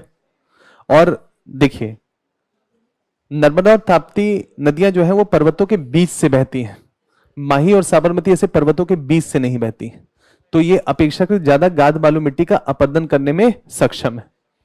लेकिन नर्मदा और ताप्ती नहीं कर पाती क्योंकि चट्टानी इलाकों से बहती है, तो वो चट्टान भी दुनिया के सबसे प्राचीनतम और कठोर चट्टानों में से एक है, जिनका अपरदन का दर बहुत स्लो है। आगे भारत की क्लास होगी तो समझ में आ जाएगा। लेकिन माही नदी और साबरमती नदियां जो हैं, वो दोनों नदियां अपेक्षाकृत वैसे पर्वतीय भागों से नहीं बहती हैं, तो ऐसे में इनका अपरदन करने का क्षमता अपेक्षाकृत ज्यादा है। और ज्यादा है तो ये जो निक्षेपण करेंगे, इससे डेफिनेटली समुद्र का कंडीशन इनके फेवर में नहीं है, लेकिन ये जो गाद बालू मिट्टी लेकर के आ रही हैं, इससे निक्षेपण होगा, और होगा तो डेल्टा विशाल नहीं बनेगा, लेकिन बनेगा। और डेल्टा क्या होगा? कटा फटा होगा, रुंडित प्रकार का होगा, क्योंकि अगर समुद्र की लहरों की ऊंचाई ज्यादा होगी तो डेल्टा कैसा होगा? कटा फटा होगा। तो अगर यूपीएससी कहता है कि पश्चिम की तरफ बहने वाली सारी नदियां डेल्टा का निर्माण नहीं करती, तो स्टेटमेंट गलत होगा। वही नदियां नहीं करेंगे जिनकी लंबाई कम होगी, या जिनकी लंबाई कम या जिनकी लंबाई ज्यादा हो गई, लेकिन ऐसे इलाकों से बह रही हैं जिनमें चट्टानों का अपरदन संभव नहीं, और दूसरा जहां पर समुद्र की लहरों की ऊंचाई अपेक्षाकृत ज्यादा हो गई। तो नर्मदा और ताप्ती इसलिए डेल्टा का निर्माण नहीं कर पाती क्योंकि समुद्र तो फेवरेबल है नहीं, और दूसरा स्वयं भी अपरदन ज्यादा नहीं कर पाती, और ऐसी स्थिति में नहीं बन पाती। जो दक्षिण की नदियां हैं, यानी कि पश्चिमी घाट से पश्चिम की तरफ बह रही हैं, उन नदियों की लंबाई ही बहुत न्यून है, और नदियों की लंबाई न्यून है तो समुद्र वहां पर खुला हुआ है, समुद्र में कोई समस्या नहीं है, लेकिन मेजर इशू क्या है कि नदियों की लंबाई कम होने के कारण गाद बालू मिट्टी ज्यादा लेकर के नहीं चल पाती या अपरदन नहीं कर पाती, तो ऐसी स्थिति में डेल्टा का फॉर्मेशन नहीं हो पाता है। माही और साबरमती ये दो नदियां अपने साथ गाद बालू मिट्टी लेकर के आती हैं, बरसाती नदियां हैं, और ऐसी स्थिति में डेल्टा बनता है, लेकिन समुद्र की लहरों के द्वारा इसको तोड़ा जाता है, ब्रेक किया जाता है। तो वैसे में किस प्रकार का डेल्टा बनेगा? रुंडित प्रकार का डेल्टा। तो यूपीएससी कहेगा कि पश्चिम की तरफ बनने वाली सारी नदियां डेल्टा का फॉर्मेशन नहीं करती, तो स्टेटमेंट गलत होगा। लेकिन नर्मदा ताप्ती कहें और पश्चिमी घाट से पश्चिम की तरफ निकलने वाली नदियां डेल्टा का निर्माण नहीं करती हैं, ये स्टेटमेंट ठीक होगा। क्यों? क्योंकि नदियों की लंबाई अपेक्षाकृत कम है। ठीक है, और बाकी कुछ नदियों का कॉम्बिनेशन बना के आपके सामने रखा जाएगा और कहा जाएगा कि बताइए कौन डेल्टा बनाता है, कौन नहीं बनाता है। तो ऐसे में कम से कम पश्चिमी घाट से निकलने वाली कम से कम 7-8 नदियों के नाम मालूम होने चाहिए। ठीक है, एक और देखें नदी, एक नदी और देखते हैं साउथ वाले मैप में, दक्षिण भारत। नॉर्थ नॉर्थ तो आप लोग याद कर लेंगे, साउथ की तरफ इंटरेस्ट कम होता है ना, और सिलेक्शन होने के बाद पता चला तमिलनाडु कैडर मिल गया है ना, तो कैसा लगेगा? ऐसा लगेगा कि सजा मिल गई है, नहीं? ऐसा ही सोचते हैं ना, इसी को क्षेत्रवाद कहते हैं, है ना।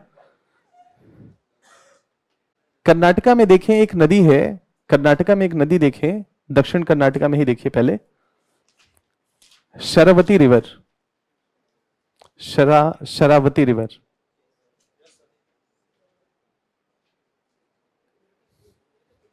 हाँ वही कर्नाटक। एक रिवर मिल गया।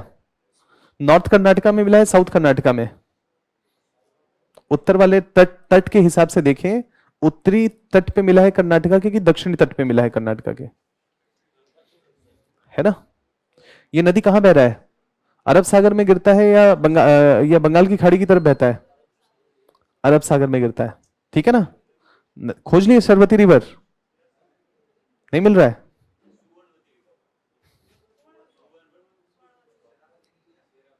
देखो मिल जाएगा।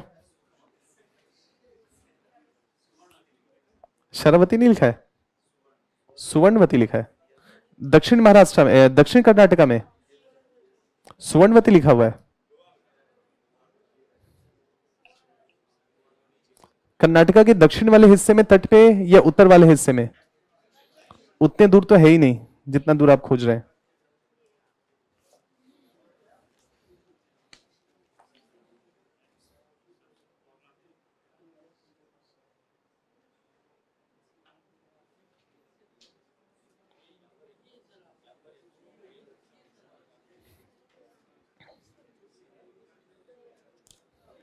ये लीजिए, ये है, वो नहीं।